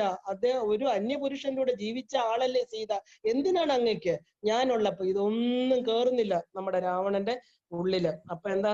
ഒരു വിഫല ശ്രമം മണ്ഡോദരി നടത്തുന്നുണ്ട്. അപ്പൊ അവർക്ക് ജയവിജയന്മാരുടെ രണ്ടാമത്തെ ജന്മം പൂർത്തീകരിക്കാനുള്ള സമയം ആയി വരെയാണ്. രാവണനും കുംഭകർണനും എന്താ? രാമന്റെ കൈകൊണ്ട് മരിച്ചേ മതിയാവൂ. അതുപോലെ നമ്മളും എവിടെ നിന്നാണ് വന്നതെന്ന്, എവിടെയാണ് നമുക്കിനി ചെല്ലേണ്ടതെന്നും നല്ലവണ്ണം ചിന്തിച്ച് ഉറപ്പിച്ചിട്ട് വേണം സാധനാ മാർഗത്തിൽ കയറാൻ. എവിടെ നിന്നാണ് നമ്മൾ വന്നത്? എത്ര ഉയരത്തിൽ നിന്ന് നമ്മൾ താഴെ പതിച്ചുപോയി ഇല്ലേ? താഴെ വന്നു. ഇനി നമ്മൾ ചവിട്ടി ചവിട്ടി ചവിട്ടി മേളിലോട്ട് പോകണം. അതിന് കുറച്ച് ബുദ്ധിമുട്ടുണ്ട്. വീഴാൻ എളുപ്പമായിരുന്നു. വളരെ പെട്ടെന്ന് ചറുകി വീണു ഇല്ലേ? നമ്മൾ പായലുള്ള സ്ഥലത്ത് വന്ന് ഒന്ന് കാല് തൊടുമ്പോ എന്താ? ഏറ്റവും മോളിൽ നിന്ന് നേരെ താഴെ പോയി ഈ കോണിയും പാമ്പും കളിക്കുന്ന പോലെ പാമ്പിന്റെ തലയിലെത്തുമ്പോ ടക്കെന്ന് പാലിൽ വന്ന് നിൽക്കും. അതുപോലെ നമ്മളൊക്കെ ആ മോളിൽ നിന്ന് നമ്മൾ എന്തൊക്കെയോ കാരണങ്ങൾ കൊണ്ട് എവിടെ വന്നു? അവസാനം ഈ ഭൂമിയിൽ വന്നിങ്ങനെ നിൽക്കുന്നു. ഇനി എവിടെയാ പോവേണ്ടത്? നമുക്ക് മേളിൽ പോകണം ഇല്ലേ? അപ്പൊ എന്താ? ഏണിയിൽ ഇങ്ങനെ പടികളാ. ആ പടികൾ നമുക്ക് ഈ പാമ്പിന്റെ വാലിൽ വഴുതും, കയറിപ്പോകാൻ പറ്റില്ല. തിരിച്ചേണി ചവിട്ടണം, ഷടാധാരങ്ങളെ കടന്നു പോകണം, ചവിട്ടി ചവിട്ടി. അതല്ലേ വലിയൊരു കാട്ടിൽ അകപ്പെട്ടേനഹം വഴിയും കാണാതെ ഉഴലുന്നു, വഴിയെ നേർവഴി അരുളേണം നാഥ തിരുവൈക്കം വാഴും ശിവശംഭോ. അല്ലയോ ഭഗവാനെ, ഈ വഴി കാണാതെ ഉഴലും, ഈ കാട്ടിൽ അകപ്പെട്ടു പോയി ആ പാമ്പിന്റെ ആ ഒരു പുറത്തൂടെ നമ്മൾ താഴെ വന്ന് കിടക്കുക. ഈ പടി ഒന്ന് കാണിച്ചു തരൂ, എനിക്ക് കാണിച്ചു തരണം. എന്താ? എന്നാലേ എനിക്ക് മോളി ആ ശിവതത്വത്തെ അറിഞ്ഞാലേ ഈ അമ്മയുണ്ടെന്ന് ഞാൻ തിരിച്ചറിയൂ. അമ്മയില്ലാത്ത മക്ക അനാഥരെ പോലെ ഇവിടെ അലഞ്ഞ് നടക്കുക, പല അമ്പലത്തിന്റെ മുന്നിൽ ചെന്ന് കയ്യിൽ നീട്ടി ഇല്ലേ? നമ്മളെല്ലാം അങ്ങനെയാ. അത് കണ്ടു ഇത് കണ്ടു, എവിടെയാണ് ഈശ്വരൻ, എവിടെയാണ് ഈശ്വരൻ എന്നും പറഞ്ഞ് തെരഞ്ഞ് തീർത്ഥ സ്ഥലങ്ങളിൽ നടന്നു, ക്ഷേത്രങ്ങളിൽ നടന്നു. ഒരിടത്തും കിട്ടിയില്ല എൻ്റെ അമ്മയെ. അവസാനം അറിഞ്ഞു, അമ്മ ഒളിച്ചിരിക്കുന്നത് എൻ്റെ ഉള്ളിൽ തന്നെയാണ്. ഒരു മറയിട്ട്, ഒരു തിരസ്കരണി ഇട്ടിട്ട് എൻ്റെ ഉള്ളിലിരിക്കുന്ന ബിന്ദു ചക്രത്തില് എന്താ പറയാ, രാജ്ഞിയായിട്ടുള്ള ദേവി എൻ്റെ ഉള്ളിൽ ഒളിഞ്ഞിരിക്കണോ. ഒരിക്കലും നോക്കാത്ത സ്ഥലം അവനവന്റെ ഉള്ളിലാണെന്ന് ദേവിക്ക് അറിയാം. എന്നെങ്കിലും അവൻ ആ തലം എത്തട്ടെ, അകത്തോട്ട് നോക്കട്ടെ എന്ന് പറഞ്ഞ അമ്മ അവിടെ ഒളിച്ചിരുന്നു. അപ്പൊ എന്താ വേണ്ടത്? ദൃഢനിശ്ചയം എടുക്കണം. എന്തിന്? ആ അമ്മയെ കണ്ടുപിടിക്കാൻ. നമ്മുടെ ജീവിതത്തെ കരിപ്പിടിപ്പിച്ച് നിയന്ത്രിച്ച് ഒരു ലക്ഷ്യം, അതാണ് ദേവി. ലക്ഷ്യത്തെ കാണിച്ചു തരുന്നവൾ മഹാലക്ഷ്മി. അവിടെ നമ്മൾ ആ ലക്ഷ്യത്തെ പിടിച്ച് എന്താ ഭൗതിക തലത്തിൽ ആസക്തി കുറച്ച് നമ്മൾ ആധ്യാത്മിക തലങ്ങളിലോട്ടുള്ള യാത്ര തുടരണം. എന്ന് പറഞ്ഞ് ഭൗതികം വേണ്ടാന്ന് വെക്കണം എന്നല്ല, നന്നായിട്ട് അധർമ്മമായിട്ട് ധാർമ്മികമായിട്ടുള്ള പ്രവർത്തി ചെയ്ത് എല്ലാം നേടിയെടുത്ത് സന്തോഷത്തോടെ ഐശ്വര്യത്തോടെ കർമ്മങ്ങളെ പൂർത്തീകരിച്ചിട്ട് യാത്ര തുടങ്ങണം. യാത്ര തുടങ്ങിയേ പറ്റൂ, അല്ലാതെ ഇവിടെ ഹോൾട്ട് ഇല്ല. ഇതൊരു വഴിയമ്പലമാണ് ഈ ഭൂമി, അതെപ്പോഴും ആലോചിച്ചോളൂ. നമ്മുടെ യാത്ര ഒരു ചക്രത്തിലൂടെ ഇങ്ങനെ ചുറ്റിക്കൊണ്ടിരിക്കുകയാണ്. നമുക്കിനി എവിടെയെല്ലാം പോകണം? വലിയ ദൂരെ യാത്ര കിടക്കുകയാണ്. സൂര്യമണ്ഡലം, ചന്ദ്രമണ്ഡലം, പിതൃലോകം, എവിടെയൊക്കെ പോകണം? നമ്മൾ ഒറ്റയ്ക്കല്ലേ? അപ്പൊ ഒറ്റയ്ക്ക് പോകാൻ നമുക്കൊരു അവിൽപ്പൊതി വേണ്ടേ? പുണ്യപാപങ്ങളായിട്ടുള്ള ആ പാപങ്ങളെല്ലാം അങ്ങോട്ട് ശുദ്ധീകരിച്ച് ആ ഒരു ദഹിപ്പിച്ച് കളഞ്ഞിട്ട് ശുദ്ധമായിട്ടുള്ള അവിൽപ്പൊതി ആ ഭഗവാന് കൊണ്ടുപോകാൻ. അവിലെന്ന് പറയുമ്പോൾ നമ്മുടെ എപ്പോഴും ആലോചിച്ച് അന്നമയ ശരീരത്തെ കാണിക്കണം. അവില് ആ ഒരു നമ്മുടെ സ്ഥൂല ശരീരം ഉപേക്ഷിച്ചു, ആ സ്ഥൂല ശരീരത്തെ വിട്ടിട്ട് സൂക്ഷ്മ ശരീരത്തിലിരിക്കുന്ന ആ മനസ്സും ബുദ്ധിയും അഹങ്കാരവുമാകുന്ന ആ 4 തലങ്ങൾ, അതിനെല്ലാം ഒരുമിച്ച് ചേർത്ത് പുണ്യങ്ങളെ മാത്രം കൈക്കൊണ്ട് എന്ത് ചെയ്യണം? ആ മേളിലോട്ടുള്ള യാത്ര തുടരണം. എന്നാൽ മാത്രമേ ശരീരത്തിന് അപ്പുറത്തിരിക്കുന്ന ഒരു വസ്തു ഉണ്ടെന്നും അതിനെ നമുക്ക് ഈ ശരീരത്തെ ഉപാധിയായിട്ട് നമുക്ക് അവിടെ എത്താൻ പറ്റുമെന്നും നമുക്ക് അറിയാൻ പറ്റുള്ളൂ. ദേഹിക്ക് പ്രവേശിക്കാനുള്ള നവദ്വാരങ്ങളാണ് നമ്മുടെ ഈ ശരീരം. അത് വരും പോകും. നമ്മൾ വെച്ചിട്ടില്ല. പുരി എന്ന് പറഞ്ഞാൽ പട്ടണം. ഈ ദേഹം ഒരു പട്ടണമാണ്. എന്തെല്ലാം സാധനങ്ങൾ ഇതിനകത്തുണ്ട്. ഈ ദേഹിക്ക് ഇതിനകത്ത് തന്നെ കാണാൻ എന്തെല്ലാം ഉണ്ടല്ലേ? അതിനകത്ത് നോക്കൂ, വളരെ ഒരു എന്താ പറയാ, ഒരു ഒരു കാഴ്ച ബംഗ്ലാവ് തന്നെ ഇല്ലേ? കണ്ണ്, നാക്ക്, മൂക്ക്, ത്വക്ക്, എന്തൊക്കെ നടക്കുന്നു. ഒരു സ്ഥലങ്ങളിൽ എന്തൊക്കെയോ പ്രാണനകത്ത് ചെല്ലുന്നു, അതിനെ തിരിക്കുന്നു, ഓക്സിജൻ ആക്കുന്നു, കാർബൺ ഡയോക്സൈഡ് ആക്കുന്നു, ഒന്നിനകത്തെടുക്കുന്നു, പുറത്തു വിടുന്നു. ഒരു ഹൃദയത്തിൽ ഒരെണ്ണം പമ്പ് ചെയ്യുന്നു, നല്ല രക്തം കൊണ്ടുവരുന്നു, അതിനെ തിരിച്ചെടുക്കുന്നു. ചീത്ത രക്തം വേറെ ഒന്നിൽ വീണ്ടും ശുദ്ധീകരിക്കുന്നു. കിഡ്നികളെ കൊണ്ടുവരുന്ന ആഹാരത്തിലെ സത്തകൾ എന്താ പറയാ ശുദ്ധീകരിച്ച് വേണ്ടത് രക്തത്തിന് കൊടുക്കുന്നു. അവിടെ എന്താ? ഒരു പുരം, ഒരു പട്ടണം ഇല്ലേ? അവിടെ എന്തൊക്കെ വാങ്ങിക്കുന്നു, വിൽക്കുന്നു, അകത്തോട്ട് കൊണ്ടുപോകുന്നു, തിരിച്ചു കൊണ്ടുവരുന്നു, വേണ്ടാത്തതിനെ കളയുന്നു, എന്തൊക്കെ. കുറെ പേര് കാവല് നിൽക്കുന്നു ശരീരത്തിലോട്ടൊന്നും പ്രവേശിക്കാതിരിക്കാൻ. നമ്മുടെ ആ ഒരു WBC, ആ ഒരു റെഡ് കോർപ്പസിൽസ്, നമ്മുടെ പടയാളികള് നമ്മളെ ഇമ്മ്യൂണിറ്റി തന്ന് നമ്മളെ ഈ ശരീരത്തെ, ഈ പുരത്തെ രക്ഷിക്കണു. 9 ദ്വാരങ്ങളും ഉണ്ട്. അപ്പൊ ഈ നവദ്വാരെ പുരേദേഹിയിൽ ഒരാള് വന്ന് കയറുമ്പോഴാണ് അവിടെ അങ്ങോട്ട് തുടങ്ങുന്ന പ്രശ്നങ്ങളെല്ലാം അങ്ങോട്ട് പ്രവർത്തനം തുടങ്ങും. എപ്പൊ ഈ പറഞ്ഞ ദേഹി ഇത് ഈ പട്ടണം വിട്ട് ഈ ദേഹത്തെ കുറിച്ച് അറിയുന്നതന്നെ ദേഹി കയറുമ്പോഴാണ്, ഇല്ലേ? ആ ദേഹി അത് പിന്നെ ഇത് നമ്മുടെ ഇഷ്ടത്തിനാണോ നിൽക്കുന്നത്? നോക്കൂ, ഇഷ്ടമുള്ളപ്പോ തോന്നുമ്പോ വന്ന് കയറും, തോന്നുമ്പോ ഇറങ്ങിപ്പോകും. നമ്മൾ പറയുന്നു കുറച്ചു ദിവസം കൂടെ ഇവിടെ നിൽക്കൂ, എന്റെ ഫ്രണ്ട് അല്ലേ, എന്റെ അതിഥിയല്ലേ, ഈ ശരീരത്തിൽ കുറച്ചുകൂടെ ഇരിക്കും എന്ന് പറഞ്ഞാൽ നോനോ എന്ന് പറഞ്ഞിട്ട് ബൈ എന്ന് പറഞ്ഞ് അദ്ദേഹം എപ്പോ തോന്നണോ അപ്പൊ ഇറങ്ങിപ്പോ. പിടിച്ചു വെക്കാൻ പറ്റുമോ? ഇല്ല. അപ്പോഴും ആളുകൾ പറയുന്നു അയ്യോ കഷ്ടം, മരിച്ചുപോയി എന്ന് പറയും. നമ്മൾ പറയില്ലേ, 67 വയസ്സായ ആള് മരിച്ചാലും പറയും അയ്യോ കഷ്ടം, ചെറുപ്പം കുഞ്ഞല്ലേ മരിച്ചുപോയി. 90 വയസ്സുള്ള ആളുകളും പറയും മരിച്ചുപോയി. എന്താ? ഈ ദേഹിക്ക് ഇഷ്ടമുള്ളപ്പോൾ വരും പോവും. അത് നമ്മുടെ ഇഷ്ടത്തിനല്ല, അത് മനസ്സിലാക്കൂ. നമുക്ക് കാലപരിധി ഇല്ല, നമുക്കൊന്നും തീരുമാനിക്കാൻ പറ്റില്ല. 70 വയസ്സായാലേ ഞാനിത് പഠിക്കുള്ളൂ, 70 വയസ്സായാലേ, അല്ലെങ്കിൽ എനിക്ക് ഭോഗങ്ങളൊക്കെ കുറഞ്ഞു പോകും, എന്റെ ഐശ്വര്യങ്ങൾ കുറഞ്ഞു പോകും. ഞാൻ 70 വയസ്സായിട്ട് എത്രയോ പേര് ഞാൻ പറയണ കേട്ടിട്ടുണ്ട്, ആധ്യാത്മിക പാതയിൽ കയറിയാല് എനിക്ക് ഭൗതിക ഐശ്വര്യങ്ങളെ സുഖിക്കാൻ പറ്റില്ല. എന്താ ഈ സുഖം? ഭക്ഷണം കഴിക്കുന്നത്, ഉറങ്ങുന്നതാണോ സുഖം? കുറെ സിനിമ കാണുന്നു, ഇത് മാത്രമാണോ സുഖം? ആ ഒരു മനസ്സിന്റെ സമാധാനം. നമുക്കൊരു വിഷമം വരുമ്പോ എവിടെ ചെന്ന് നമ്മൾ ഏത് പാദത്തിൽ ചെന്ന് ആശ്രയിക്കും? അച്ഛന്റെയോ അമ്മയുടെയോ ഭർത്താവിന്റെയോ എവിടെയായാലും അവർക്ക് രക്ഷിക്കാൻ പറ്റിയില്ലെങ്കിൽ എന്ത് ചെയ്യും? എന്റെ കുഞ്ഞിന് ഇന്നൊരു ആപത്ത് വന്നു, ആ കുഞ്ഞിനെ നമ്മൾ ആരുടെ പാദത്തിൽ കൊണ്ടുവയ്ക്കും? ഏത് ഡോക്ടറുടെ പാദത്തിൽ വെച്ചാൽ അവർ പറയും ഈശ്വരനോട് പ്രാർത്ഥിക്കൂ, അമ്മയെ വിളിക്കൂ എന്ന് പറഞ്ഞാൽ നമ്മൾ ഏത് അമ്മയെ? ആ കൊച്ചിനെ അറിയണ്ടേ അമ്മ ആരാണെന്ന്? 3 വയസ്സിൽ ഉപനയിപ്പിക്കുമ്പോ അറിയണം, ഗായത്രി ജപിക്കുമ്പോ അറിയണം, ത്രാണനം ചെയ്യാൻ ഒരാളുണ്ട് എന്റെ കൂടെ. ആ ത്രാണനം ചെയ്യിക്കുന്ന ശക്തിയെ നമ്മൾ തിരിച്ചറിയണം. അതിനാണ് ഗായത്രി മന്ത്രം. ഗാനം ചെയ്യുന്നവനെ രക്ഷിക്കും. ത്രാണനം ചെയ്യുന്ന വിശ്വാമിത്ര മഹർഷി പണ്ട് തൊട്ടേ സൂര്യനെ നോക്കി പറഞ്ഞിരിക്കണോ, പ്രാണശക്തിയാണ് നിന്റെ ഉള്ളില്, അത് നിന്നെ രക്ഷിക്കും. അത് തിരിച്ചറിയാതെ ബാഹ്യമായിട്ടുള്ള ആലംബനങ്ങൾക്ക് മുഴുവനും നടന്നിട്ട് അവസാനം ക്ഷേത്രത്തിൽ ചെന്ന് കുഞ്ഞിനെ കൊണ്ട് അവിടെ ഇടും. അമ്മ വേണമെങ്കിൽ രക്ഷിക്കും. ഇത് ആദ്യം ചെയ്തിരുന്നെങ്കിലോ നമുക്കൊരു താങ്ങ് കിട്ടും. ആ കുഞ്ഞിന് ബലം കൊടുക്കാൻ നമ്മുടെ ആ മാനസിക ധൈര്യം ആ കുഞ്ഞിനെ രക്ഷിക്കും, ഇല്ലേ?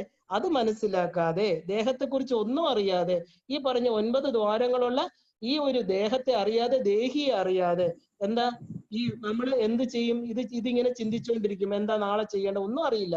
ഈ വീടിനെ എന്ത് ചെയ്യണം? ഈ വീടിനെ നമ്മുടെ സ്വന്തമല്ല എന്നറിഞ്ഞ് ഉപേക്ഷിച്ചോളണം. നല്ല ഭംഗിയായിട്ടൊക്കെ താമസിക്കുന്ന വാടകക്കാരനാണെങ്കിലും വാടക വീട് ശുദ്ധിയായിട്ട് വയ്ക്കുന്ന പോലെ ഈ ശരീരം ഒരു വാടകയ്ക്ക് അമ്മ തന്നു വിട്ടിരിക്കുകയാണ്. ശുദ്ധമായിട്ട് നല്ല വൃത്തിയായിട്ട് വെക്കുക. കാരണം ഇതിവിടെ അമ്മ തന്നതാണ് നമുക്ക്. അതിനെ ശുദ്ധമായിട്ട് വെക്കേണ്ടത് നമ്മുടെ കടമയാണ്. അതുകൊണ്ട് നല്ലതായിട്ട് വെച്ചിട്ട് എവിടെയാണ് പോണത് ആ ലക്ഷ്യം ഉറപ്പിച്ചോളണം. ഈ ശരീരത്തിൽ ഇരിക്കുമ്പോൾ ഉറപ്പിക്കാൻ ബുദ്ധി വേണം. ആ ബുദ്ധി ശരീരത്തിലിരിക്കുമ്പോൾ മാത്രമേ നമുക്കുള്ളൂ. ഈ ഭാവം നമ്മൾ അറിയണം. അതുകൊണ്ടാണ് നമ്മൾ രാമനെ അറിയൂ, എല്ലാവരുടെയും ഉള്ളിലിരിക്കുന്ന ഈ ഭാവത്തെ, എല്ലാത്തിനെയും രമിപ്പിക്കുന്നവൻ രാമൻ. അപ്പോ ആ അറിഞ്ഞാൽ മാത്രമേ നമ്മുടെ യഥാർത്ഥ യാത്ര അവിടെ നിന്ന് തുടങ്ങാൻ പറ്റൂ. അപ്പൊ കുംഭകർണന്റെ കാര്യം നോക്കാം. കുംഭകർണന് ഭക്ഷണം വേണമെങ്കിൽ എന്താ, അയാള് എണീറ്റ് കഴിഞ്ഞാൽ അയാൾക്ക് ഒരു മിനിമം ഒരു 10,000 രാക്ഷസന്മാരെ തിന്നെങ്കിലേ അങ്ങേർക്ക് ജീവിക്കാൻ പറ്റുള്ളൂ. അതുകൊണ്ട് ഇദ്ദേഹത്തിന്റെ അടുത്ത് ഒരു വരം കിട്ടി ബ്രഹ്മാവിന്. നീ ഒരു വർഷം 365 ദിവസവും ഭക്ഷണം കൊടുത്താൽ പിന്നെ ലങ്കയില് രാക്ഷസന്മാരും കാണില്ല, മനുഷ്യരും കാണില്ല, മൃഗങ്ങൾ കാണില്ല, ഒന്നും കാണില്ല. മിനിമം ഒരു 10,000 പേരെ കഴിക്കണമെങ്കിൽ ആലോചിച്ച് നോക്കും എത്ര ദിവസം. അതുകൊണ്ട് ഇദ്ദേഹത്തിന് ഒരു വരം കിട്ടിയിട്ടുണ്ട്, 6 മാസം ഉറങ്ങിക്കോളെ. അല്ലാതെ ഈ കഴിച്ചതൊക്കെ ദഹിക്കണ്ടേ. അതുകൊണ്ട് അദ്ദേഹം 6 മാസം സുഖമായിട്ട് ഉറങ്ങും. ആ ഒരു അത്ര ഭയങ്കരമായിട്ടുള്ള ഒരു ജന്മമാണ് ഈ കുംഭകർണന്റെ. അദ്ദേഹത്തെ ഉണർത്തി യുദ്ധസ്ഥലത്തൊക്കെ കൊണ്ടുവന്ന് അദ്ദേഹത്തിന്റെ ഒരു കാല് വെച്ചാൽ തന്നെ ഏകദേശം ഒരു 1-2 ലക്ഷം പേര് മരിച്ചു വീഴും. അപ്പൊ അത് തന്നെ അദ്ദേഹത്തിന് ഭക്ഷണമായിട്ട് കൊടുക്കുക. അതുകൊണ്ട് അയാൾ ഉറങ്ങാൻ പോയാൽ അദ്ദേഹത്തെ ആരും ഉണർത്താൻ പാടില്ല, ഉടനെ ജീവനാശം വരുന്നൊക്കെയാണ് ശാപം. അപ്പൊ എന്താ, ഈ രാവണ യുദ്ധ സമയത്ത് രാവണൻ എന്ത് ചെയ്തു? ഒരു ദിവസം പരാജയപ്പെട്ടു. യുദ്ധങ്ങള് ഓരോ ദിവസവും ഇങ്ങനെ തുടരുകയാണ്. അപ്പൊ രാവണന് ഒരു ദിവസം പരാജയം വന്നു.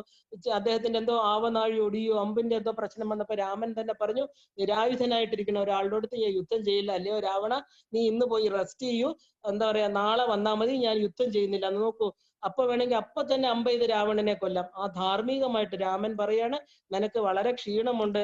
ആ തന്റെ ഓപ്പോസിറ്റ് സൈഡിൽ നിൽക്കുന്ന ആളോട് പോലും രാമന്റെ കരുണ. നീ പോയിട്ട് എന്ത് ചെയ്യണം? പോയി റെസ്റ്റ് എടുക്കുക. അത് ഇയാൾക്ക് ഭയങ്കര ഇൻസൾട്ട് ആയിട്ടാ തോന്നിയത്. എന്നെ കൊല്ലാതെ എന്തിനാ രാമൻ ഇങ്ങനെ പറയണം, നീ പോയി എന്താ പറയാ റെസ്റ്റ് എടുത്തിട്ട് നാളെ പൂർവാധികം ശക്തിയോടുകൂടി വരൂ, എനിക്ക് ശക്തന്മാരുമായിട്ട് എന്താ യുദ്ധം ചെയ്യാനാണ് ഇഷ്ടം എന്ന് പറഞ്ഞ് തിരിച്ചയക്കണം.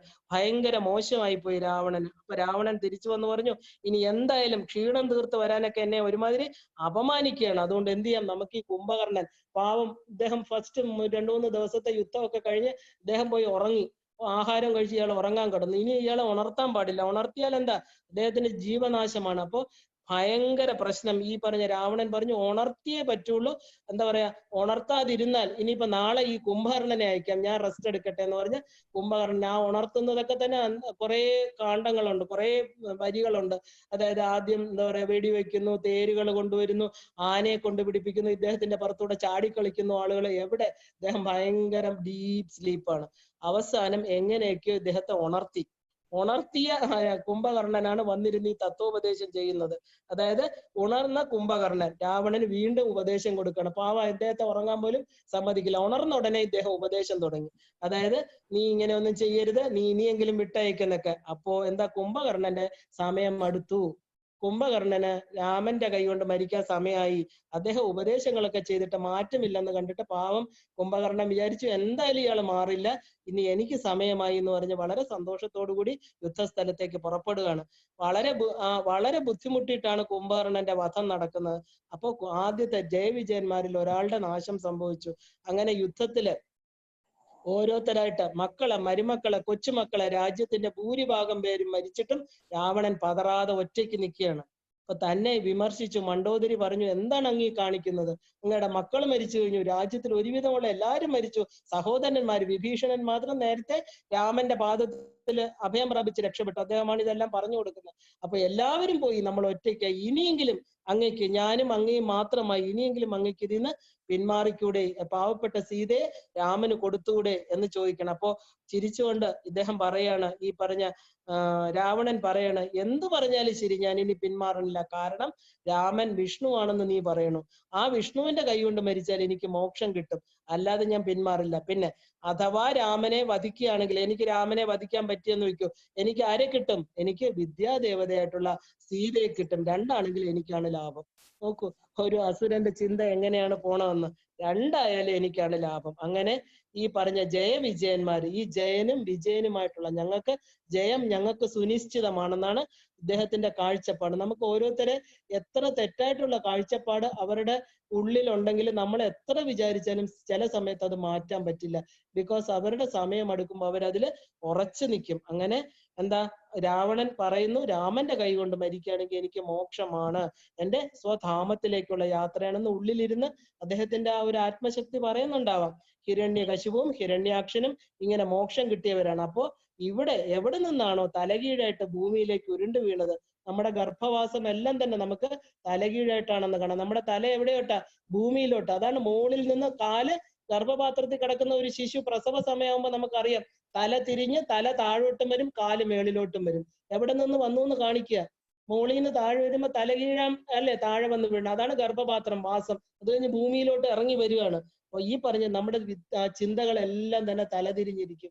ബിക്കോസ് അവിടെ ഇരുന്നപ്പോൾ ചിന്തകളെല്ലാം ഉയർന്ന ചിന്തകളായിരുന്നു. എല്ലാ ജന്മങ്ങളും നമുക്ക് എന്താ തലകീഴായിട്ടാണ്. അതുകൊണ്ട് നമ്മുടെ ചിന്തകൾ തലകീഴാവാതെ നമ്മൾ എന്ത് ചെയ്യണം, നേരെ ശരിയായിട്ടുള്ള ചിന്തിക്കണം. അതിനെയാണ് ശുഭാപ്തി വിശ്വാസം എന്ന് പറയുന്നത്. ശുഭം എന്നാൽ എന്താ, ജ്ഞാനം എന്നാണ് അർത്ഥം. ഏറ്റവും എല്ലാത്തിനും ജ്ഞാന സോപാനം, അതിനെയാണ് നമ്മൾ ശുഭം എന്ന് പറയുന്നത്. എല്ലാം മംഗളമായിട്ടുള്ള മംഗളമായിട്ടുള്ള വസ്തുക്കളെ ഉപാസിക്കുക, മംഗളമായിട്ടുള്ള കാര്യങ്ങൾ നടക്കുന്നു പറയാ.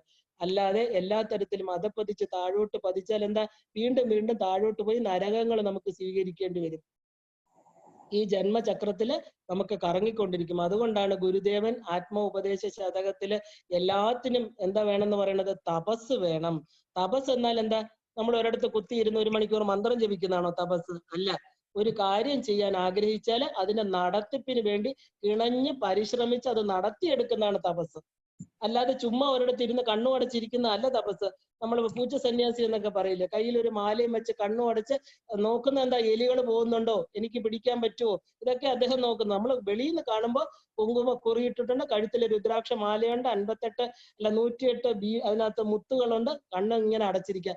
കുറച്ച് തുറന്ന് നോക്കുന്ന എന്താ, എന്റെ മുമ്പിൽ കൂടെ ആരൊക്കെ പോകുന്നു, എനിക്ക് ആരെയൊക്കെ പിടിച്ച് വിഴുങ്ങാൻ പറ്റും. ഇതാണ് പൂച്ചയുടെ സന്യാസം. അതുപോലെ നമ്മൾ എന്താ, അങ്ങനെ അല്ല, നമ്മൾ മന്ത്രം ജപിക്കണു, വീട്ടുകാരെല്ലാം നോക്കുന്നു, ഭയങ്കര ഭക്തിയാണ്, മറ്റാണ് മറിച്ചാണ്, അമ്പലത്തിൽ പോകുന്നുണ്ട്, പക്ഷെ കർമ്മങ്ങളൊന്നും ശുദ്ധമല്ല.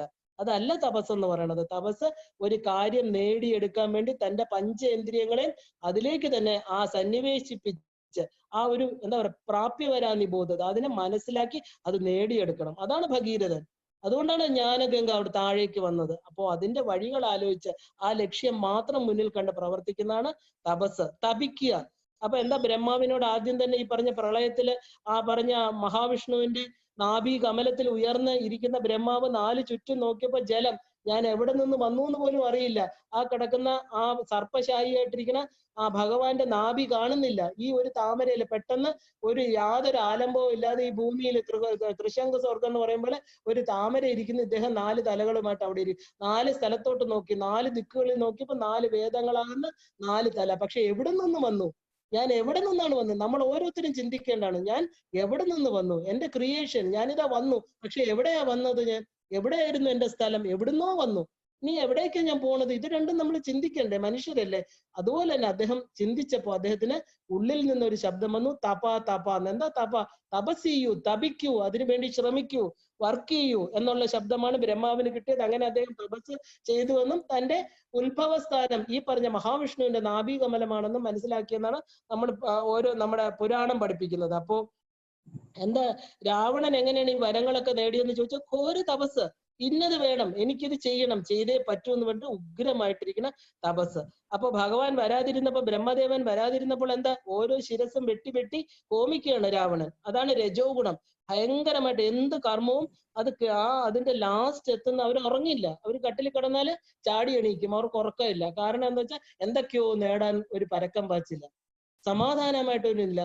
രജോ ഗുണം കൂടുതലിരിക്കുന്നവർക്ക് ഈ പറഞ്ഞ രാവണന്റെ സ്വഭാവം എന്ന് പറയും. കാരണം എന്തും ചെയ്യാൻ മടിയില്ല, തന്റെ സ്വന്തം ശിരസാണ് വെട്ടി ഹോമിക്കുന്നത്.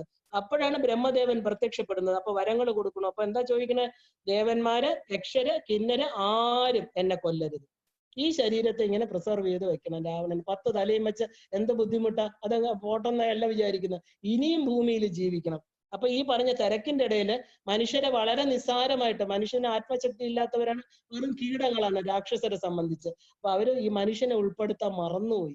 ആരുടെ നിന്നൊക്കെ കൊല്ലണ്ടെന്ന് പറഞ്ഞു, ദേവന്മാര് കൊല്ലണ്ട, യക്ഷന്മാര്, കിന്നരന്മാര്, ആരും ഈ പറഞ്ഞ ലോകങ്ങളിൽ, ഊർജ്ജ ലോകങ്ങളിലോ അധോ ലോകങ്ങളിലുള്ള ആരും എന്നെ കൊല്ലാൻ പാടില്ല. അതിൽ ഒരാളെ ഉൾപ്പെടുത്താൻ പറഞ്ഞു, മനുഷ്യരെ.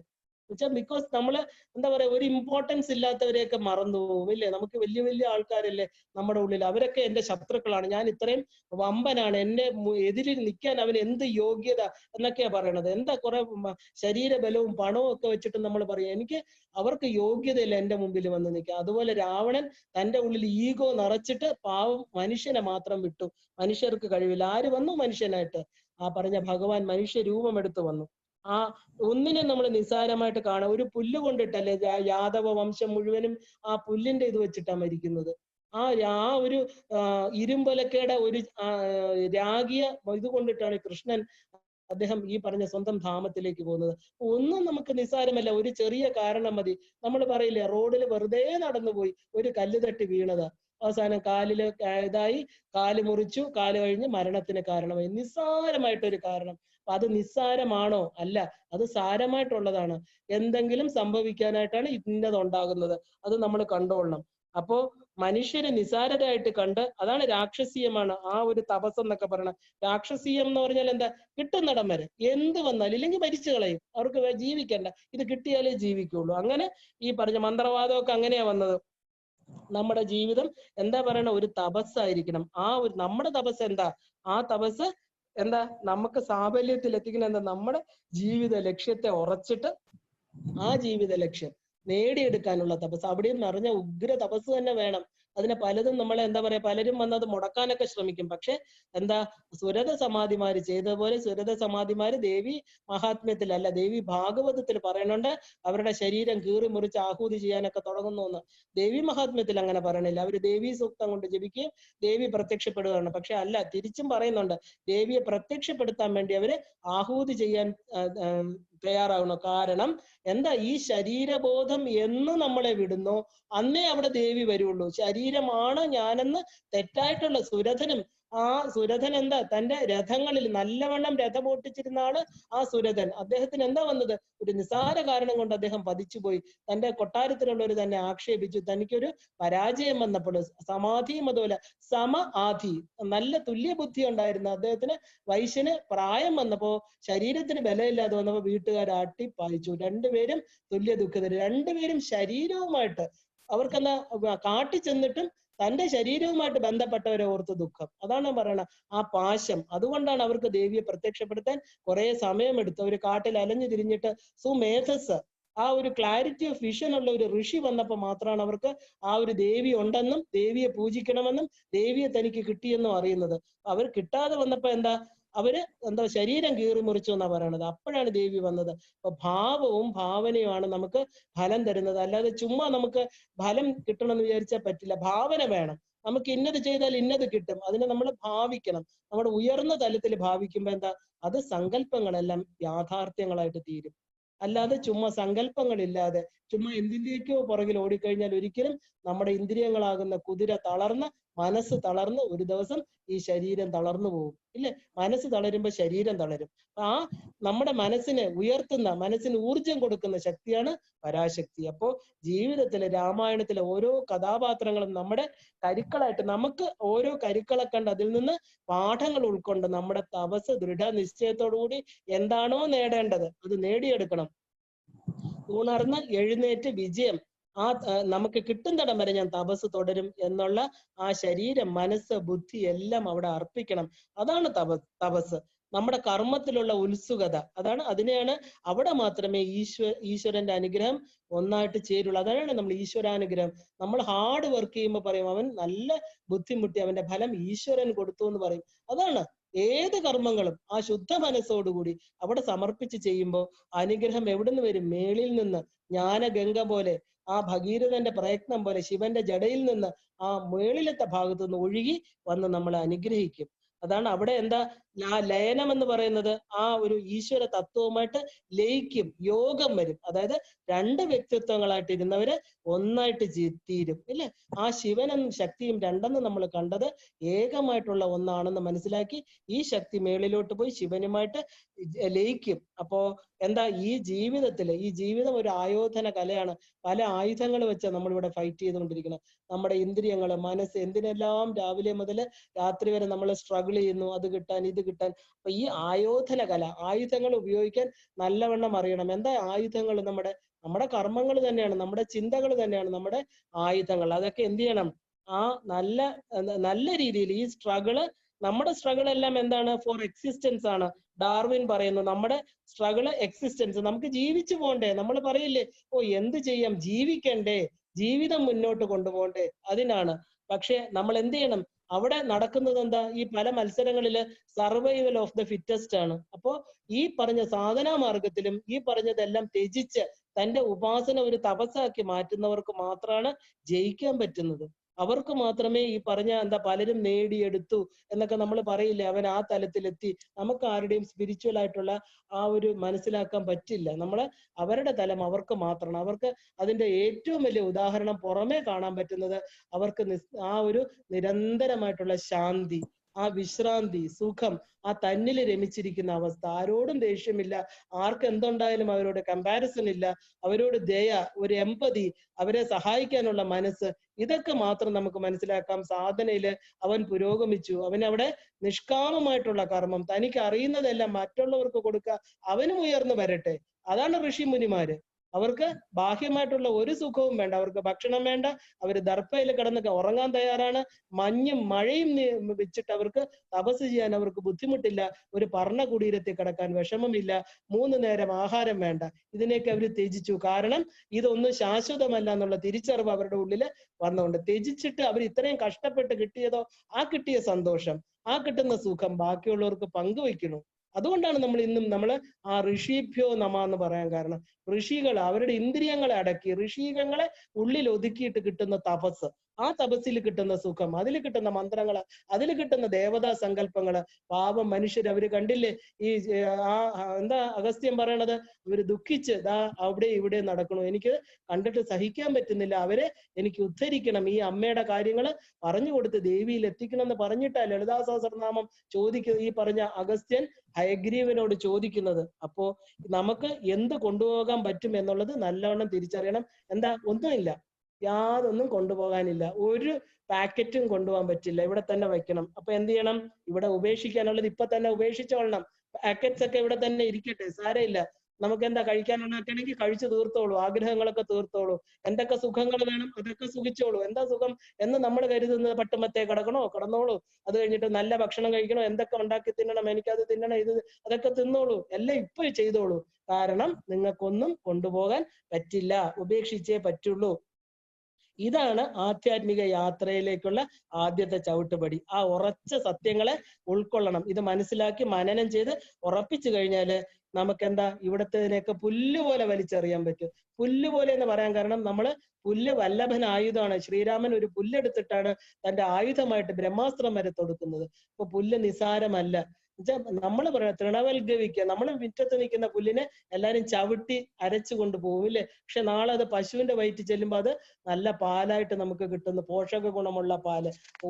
എല്ലാത്തിനും അതിൻ്റെതായിട്ടുള്ള ഈ പറഞ്ഞ ഒരു പ്രപഞ്ചത്തിൽ ഒരു സ്പേസ് ഫോർ എവറിത്തിങ് എന്ന് പറയും. എല്ലാം അതിന്റെ ആ പ്രപഞ്ചത്തിൽ ഒന്നും മോശമായിട്ടില്ല. നമ്മൾ എന്ത് ചെയ്യണം, നമ്മള് ഒന്നിനെയും ഈ പുല്ലുപോലെ എടുത്ത് കളയാതെ ഈ സത്യം മനസ്സിലാക്കണം.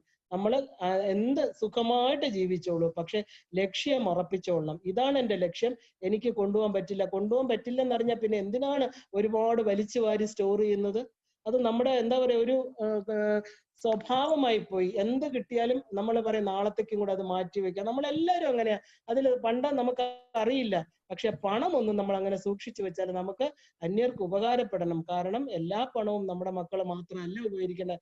ആ ഋഷി കടങ്ങളുണ്ട്, ദേവകടങ്ങളുണ്ട്, പിതൃകടങ്ങളുണ്ട്, എല്ലാത്തിനും അതിൻ്റെതായിട്ടുള്ള ഓരോ വിഹിതങ്ങള് നമ്മൾ പ്രയോജനപൂർവ്വം അത് ചെയ്യണമെങ്കിൽ മാത്രമേ കർമ്മത്തെ ക്ഷയിപ്പിക്കാൻ പറ്റുള്ളൂ. കൊണ്ടുവന്നിരിക്കുന്നത് വളരെ ഭീമമായിട്ടുള്ള ഒരു വലിയ പെട്ടിയാ കൊണ്ടുവന്നിരിക്കുന്നത്. ഇവിടുത്തെ പെട്ടികൾ ഇനി എടുക്കാൻ നോക്കണ്ട, ഇവിടുത്തെ പെട്ടികളെ ഇവിടെ ഉപേക്ഷിക്കുക. അവിടെ കൊണ്ടുവന്നിരിക്കുന്ന പെട്ടിയിലിരിക്കുന്ന സാധനങ്ങളൊക്കെ എടുത്ത് കുറച്ച് അഗ്നിയിലിട്ട് കത്തിച്ച് കളയുക, എന്നാലേ നമുക്ക് പറ്റുള്ളൂ. എന്നിട്ട് എന്ത് ചെയ്യുക, ആ പെട്ടിയെ ചെറുതാക്കിയിട്ട് പുണ്യമാകുന്ന പെട്ടി, ആ പുണ്യ പാപ ചുമടുകളാം ഇരുമുടിക്കെട്ടുമേന്തി, ആ ഇരുമുടിക്കെട്ടില് ആ പറഞ്ഞ മുൻമുടിയും പിൻമുടിയും ഭഗവാനെ കാണാൻ പോകുമ്പോൾ നമ്മുടെ കർമ്മങ്ങളെല്ലാം ശുദ്ധമായിരിക്കട്ടെ. ആ മുന്നിലിരിക്കുന്നത് നമ്മളെ നയിക്കുന്നത് ആ ഫ്രണ്ടിലിടുന്ന ആ കെട്ടിലെല്ലാം ഭഗവാനുള്ള വസ്തുക്കളായി തീരട്ടെ. ഭഗവാന് വേറെ ഒന്നും വേണ്ട. എന്തൊക്കെയാ വേണ്ടത്?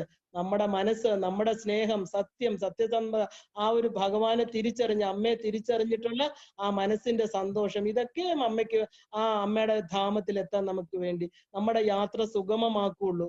അത് മതി. നമ്മുടെ മുൻമുടിയില് ആ ശബരിമലയില് തന്റെ പുറകിലത്തെ കെട്ട്, അതായത് ബാക്കിലായിക്കോട്ടെ, നമ്മുടെ പുറകിൽ എന്താ നമ്മൾ എല്ലാം കഴിഞ്ഞിട്ട് എന്താ ത്രികണ്ഠാമുദ്ര വെച്ച് ആവാഹനം ചെയ്ത് ദേവിയെ ശ്രീചക്രത്തിൽ കൊണ്ടുവന്നിട്ട് പൂജകളെല്ലാം നടത്തിയിട്ട് എന്താ എന്റെ ശ്വാസമാണ്, എന്റെ പ്രാണനാണെന്ന് പറഞ്ഞ് കൊണ്ടുവന്നിട്ട് ആ കാരണാനന്ദ വിഗ്രഹം, എല്ലാത്തിനും കാരണമായിട്ടുള്ള അല്ലയോ അമ്മേ, സർവഭൂത ഹിതേ മാത, എല്ലാ ഭൂതങ്ങൾക്കും ഹിതമായിട്ടുള്ളത് ചെയ്യുന്ന അല്ലയോ ദേവി എന്ന് പറഞ്ഞ് എല്ലാം സമർപ്പിച്ചതിന് ശേഷം അതിൽ നിന്ന് ഒരു പൂവെടുത്ത് തിരിച്ച് ഉധ്വംസനം എങ്ങനെയാണ്? നമ്മൾ ക്ഷേത്രത്തിൽ ആവാഹനമേ ഉള്ളൂ, ഉധ്വംസനം ഇല്ല. തിരിച്ചതിൽ നിന്ന് ഒരു പൂവെടുത്തിട്ട് മണപ്പിച്ചിട്ട് എന്താ എന്റെ ദോഷങ്ങള്, ഞാൻ ചെയ്തിട്ടുള്ള കർമ്മവനകള്, അറിഞ്ഞും അറിയാതെയും ചെയ്തിട്ടുള്ള ദോഷങ്ങളെല്ലാം അമ്മ എനിക്ക് ക്ഷമിക്കണം. അതായത് തിരിച്ച് ആ ശ്രീചക്രത്തിൽ നിന്ന് പ്രാണനെ തിരിച്ച് ഉള്ളിലോട്ട് കൊണ്ടുവന്നതിന് ശേഷം ഈ പൂവിനെ ഒന്ന് മണപ്പിച്ചിട്ട് നമ്മുടെ പുറകിലോട്ടിടും. നമ്മൾ പൂജയ്ക്കൊക്കെ കണ്ടിട്ടുണ്ട്. എന്താ പുറകിലോട്ട് ഇടാൻ കാരണം? എന്റെ പാസ്റ്റ് ഈസ് പാസ്റ്റ്, കഴിഞ്ഞത് പോട്ടെ അമ്മ, ക്ഷമിക്കൂ അമ്മ, ഞാൻ അറിയാതെ ചെയ്തു പോയി, എന്റെ പുറകിലായിക്കോട്ടെ, പക്ഷെ എന്റെ മുന്നിൽ നടക്കുന്നത് ആ പുണ്യങ്ങളാകുന്ന ആ സഞ്ചി, ആ പുണ്യമാവട്ടെ, ആ സത്കർമ്മങ്ങളാവട്ടെ, സദ്ഫലങ്ങളാവട്ടെ എന്നെ മുന്നിലോട്ട് നയിക്കണം എന്നുള്ളതാണ് ഈ പറഞ്ഞ ആവാഹനവും ഉത്വംസനവും എല്ലാം ഒരു സ്ഥലത്ത് നിന്നാണ്.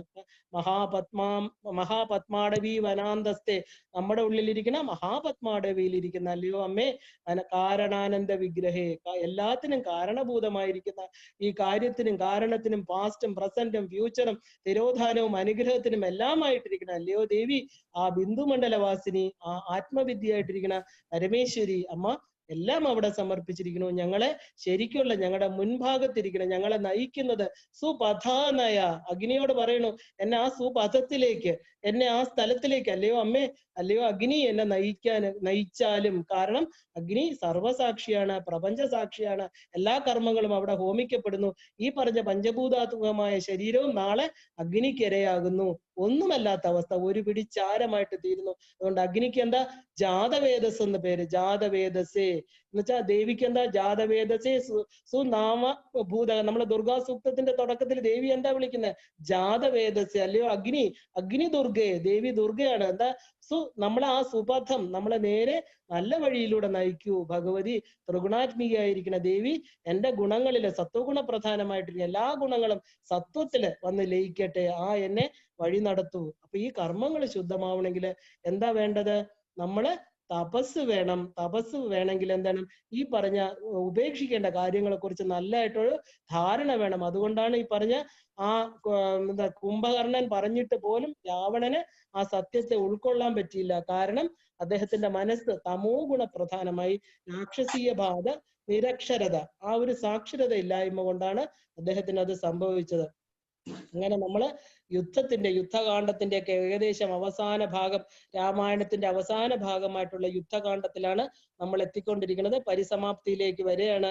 അപ്പോ അത് കഴിഞ്ഞിട്ട് വേണം നമുക്ക് രുദ്രകാണ്ഡത്തിൽ പോകാൻ. അതായത് ആ രുദ്രകാണ്ഡം എന്ന് പറയുന്ന ചരിതങ്ങളെ, പൂർവ്വചരിതങ്ങളെല്ലാം ഉൾക്കൊള്ളേണ്ടതാണ് നമ്മൾ ഈ പറഞ്ഞ ഉത്തരഖണ്ഡം എന്ന് പറയുന്നത്. അതായത് രാമായണത്തിന്റെ ഉത്തരഭാഗം, അതായത് പട്ടാഭിഷേകം കഴിഞ്ഞതിന് ശേഷമുള്ളത്. ഇനി നമുക്ക് അതിലോട്ടൊക്കെ പോവേണ്ടതായിട്ടുണ്ട്. അപ്പൊ ഈ പറഞ്ഞ യുദ്ധാവസാനത്തില് ശ്രീരാമചന്ദ്രൻ തന്റെ ദൗത്യം പൂർത്തീകരിച്ചുകൊണ്ട് രാവണനെ വധിക്കുകയാണ് അവസാനം. കാരണം ഞാൻ അതൊന്നും യുദ്ധമൊന്നും വിശദീകരിച്ച് പറയേണ്ട ആവശ്യമില്ല. എപ്പോഴും ദേവന്മാരും അസുരന്മാരുമുള്ള യുദ്ധം ഭയങ്കര ഭീകരമായിരിക്കും. കാരണം അവർക്ക് തന്റെ ശരീരത്തെ രക്ഷിക്കാൻ, താൻ ചെയ്ത തെറ്റിനെ പ്രൊട്ടക്ട് ചെയ്യാൻ അവര് എന്ത് വഴികളും, മായാവിയായിട്ട് അവിടെ പോകും, ഇവിടെ പോകും, പോത്തിന്റെ രൂപത്തിൽ വരും, എരുമയുടെ രൂപത്തിൽ വരും, പല വേഷം കെട്ട് നടത്തും. എന്തിനാ?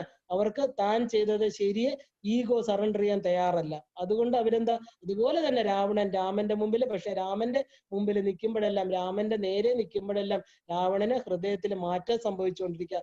ഉള്ളില് പറയുന്നു, ഇനിയിപ്പോ നമ്മൾ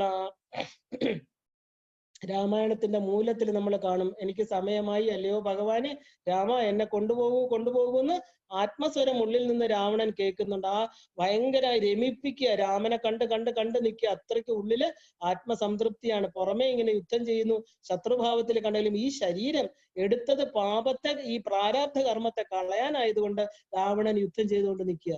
നമ്മൾ ആ സീതയെ കൊണ്ടുവച്ചത് മുതല് ലക്ഷ്മണരേഖ എന്ന് പറഞ്ഞൊരു രേഖയൊന്നും ശരിക്കും രാമായണത്തില് മൂലത്തിലില്ല. അവിടെ നമ്മൾ വരച്ച രേഖയാണ് ഈ ലക്ഷ്മണ രേഖയൊക്കെ. അവിടെയൊക്കെ ശരിക്കും അമ്മയായിട്ട് തന്നെയാണ് സീതയെ കണ്ടുകൊണ്ടുപോകുന്നത്. ഈ മായാ സീതയെ അഗ്നി മണ്ഡലത്തിൽ ഒളിപ്പിച്ചു എന്നാണ്. ആ അഗ്നിമണ്ഡലം എന്താണ്, അഗ്നിയുടെ പ്രാധാന്യം എന്താണ്, ഇതൊക്കെ സാധകരറിയണം. അപ്പൊ അതിനൊക്കെയാണ് ഞാൻ പ്രാധാന്യം കൊടുത്ത് നമ്മൾ പോകുന്നത്. അല്ലാത്ത ഈ പറഞ്ഞ യുദ്ധങ്ങളെല്ലാം നമ്മൾ കാണേണ്ട കാര്യമില്ല.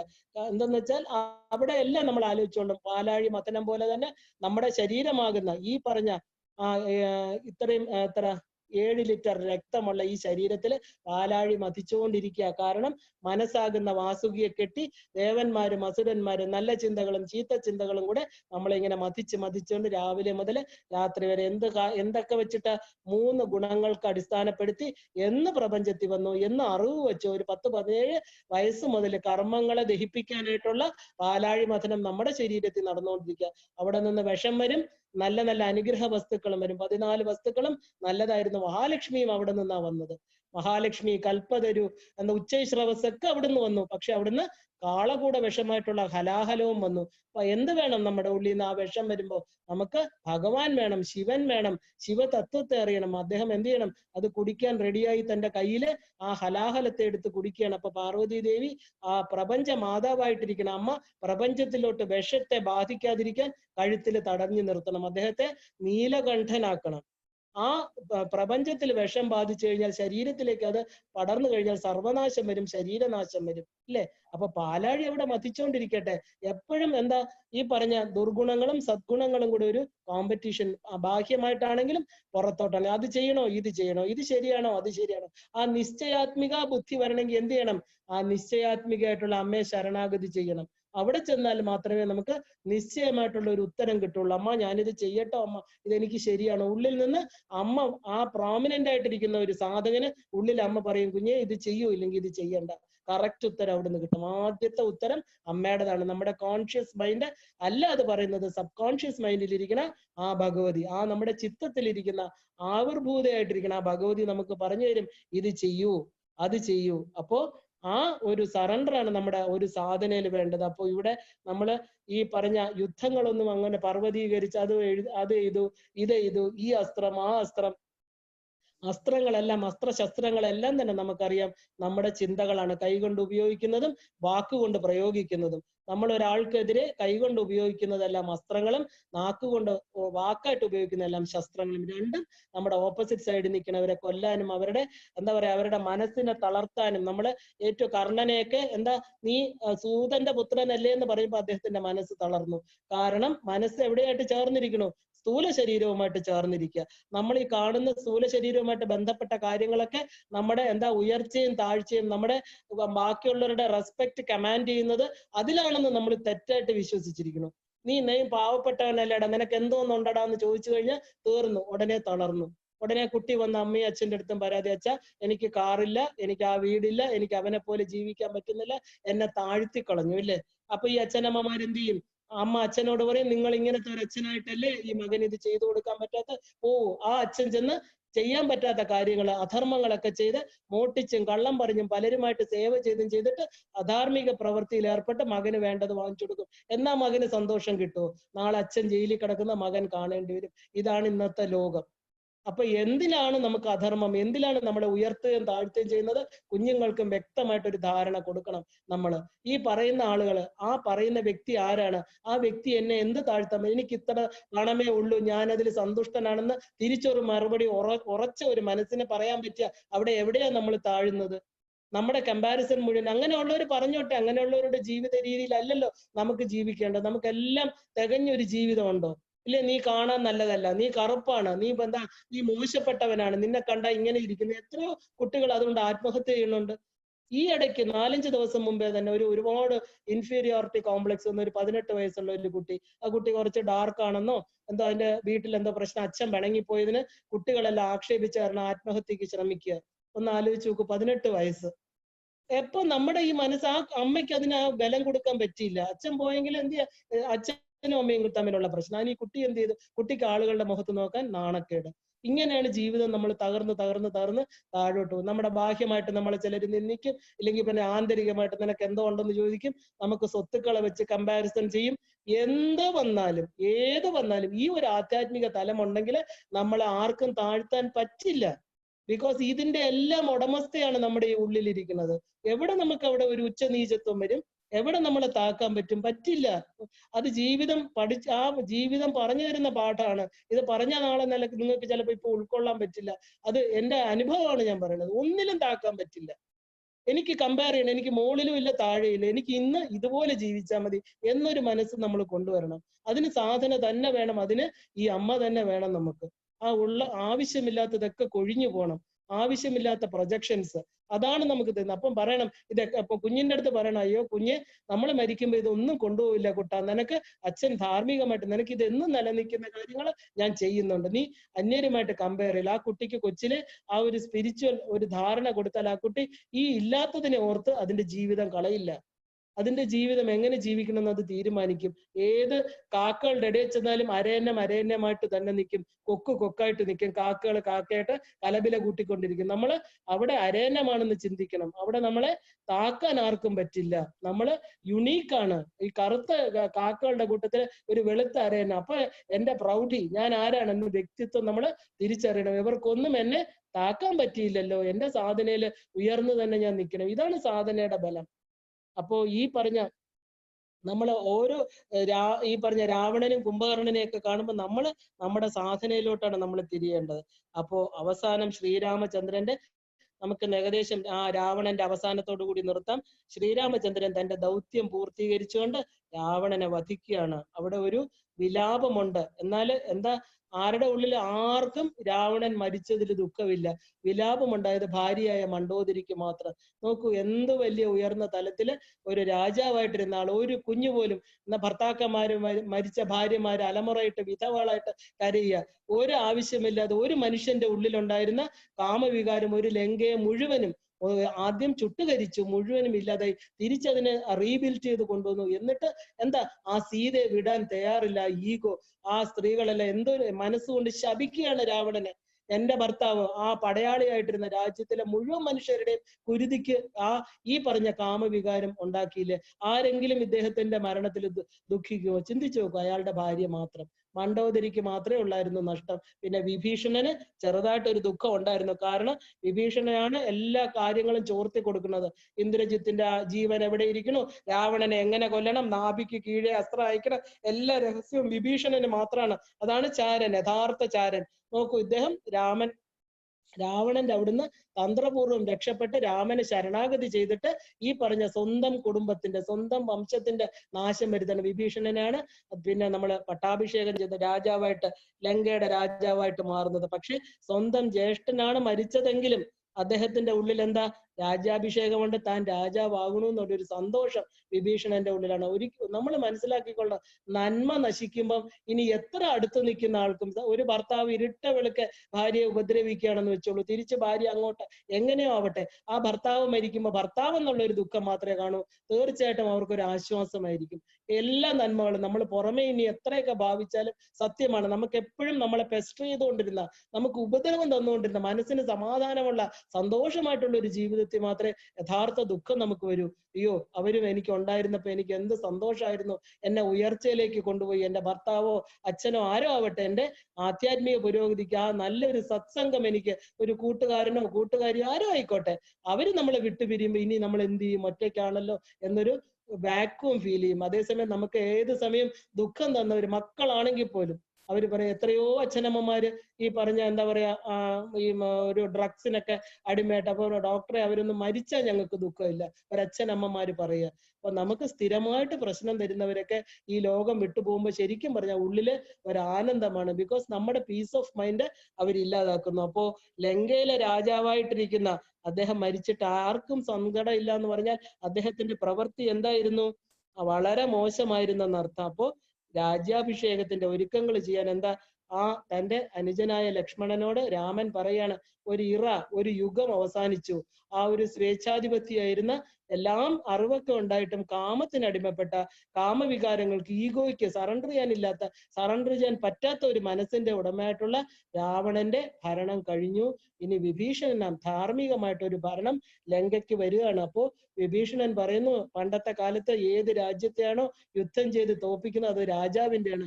അല്ലയോ രാമ, ലങ്ക ഇന്ന് അങ്ങയുടേതാണ്. അപ്പോഴാണ് വളരെ പ്രശസ്തമായിട്ട് ഇന്നലെ നമ്മുടെ പ്രധാനമന്ത്രി പറഞ്ഞ വാക്കുകള് രാമൻ പറയുന്നത്, ജനനി ജന്മഭൂമിശ്ച സ്വർഗാദപിഗരീയസി. എനിക്ക് എന്റെ ജനനി, എന്നെ പെറ്റമ്മയും എന്നെ പ്രസവിച്ച അമ്മയും എന്റെ നാടുമാണ് എനിക്ക് വലുത്. ഈ ലങ്ക എന്റേതല്ല, നിന്റേതാണ്. അല്ലയോ വിഭീഷണ, നിനക്ക് രാജ്യാഭിഷേകം ചെയ്തിട്ട് എന്റെ ഭാര്യയെ കൂട്ടി ഞാൻ തിരിച്ച് അയോധ്യയിലേക്ക് പോവുകയാണെന്ന് പറയാണ്.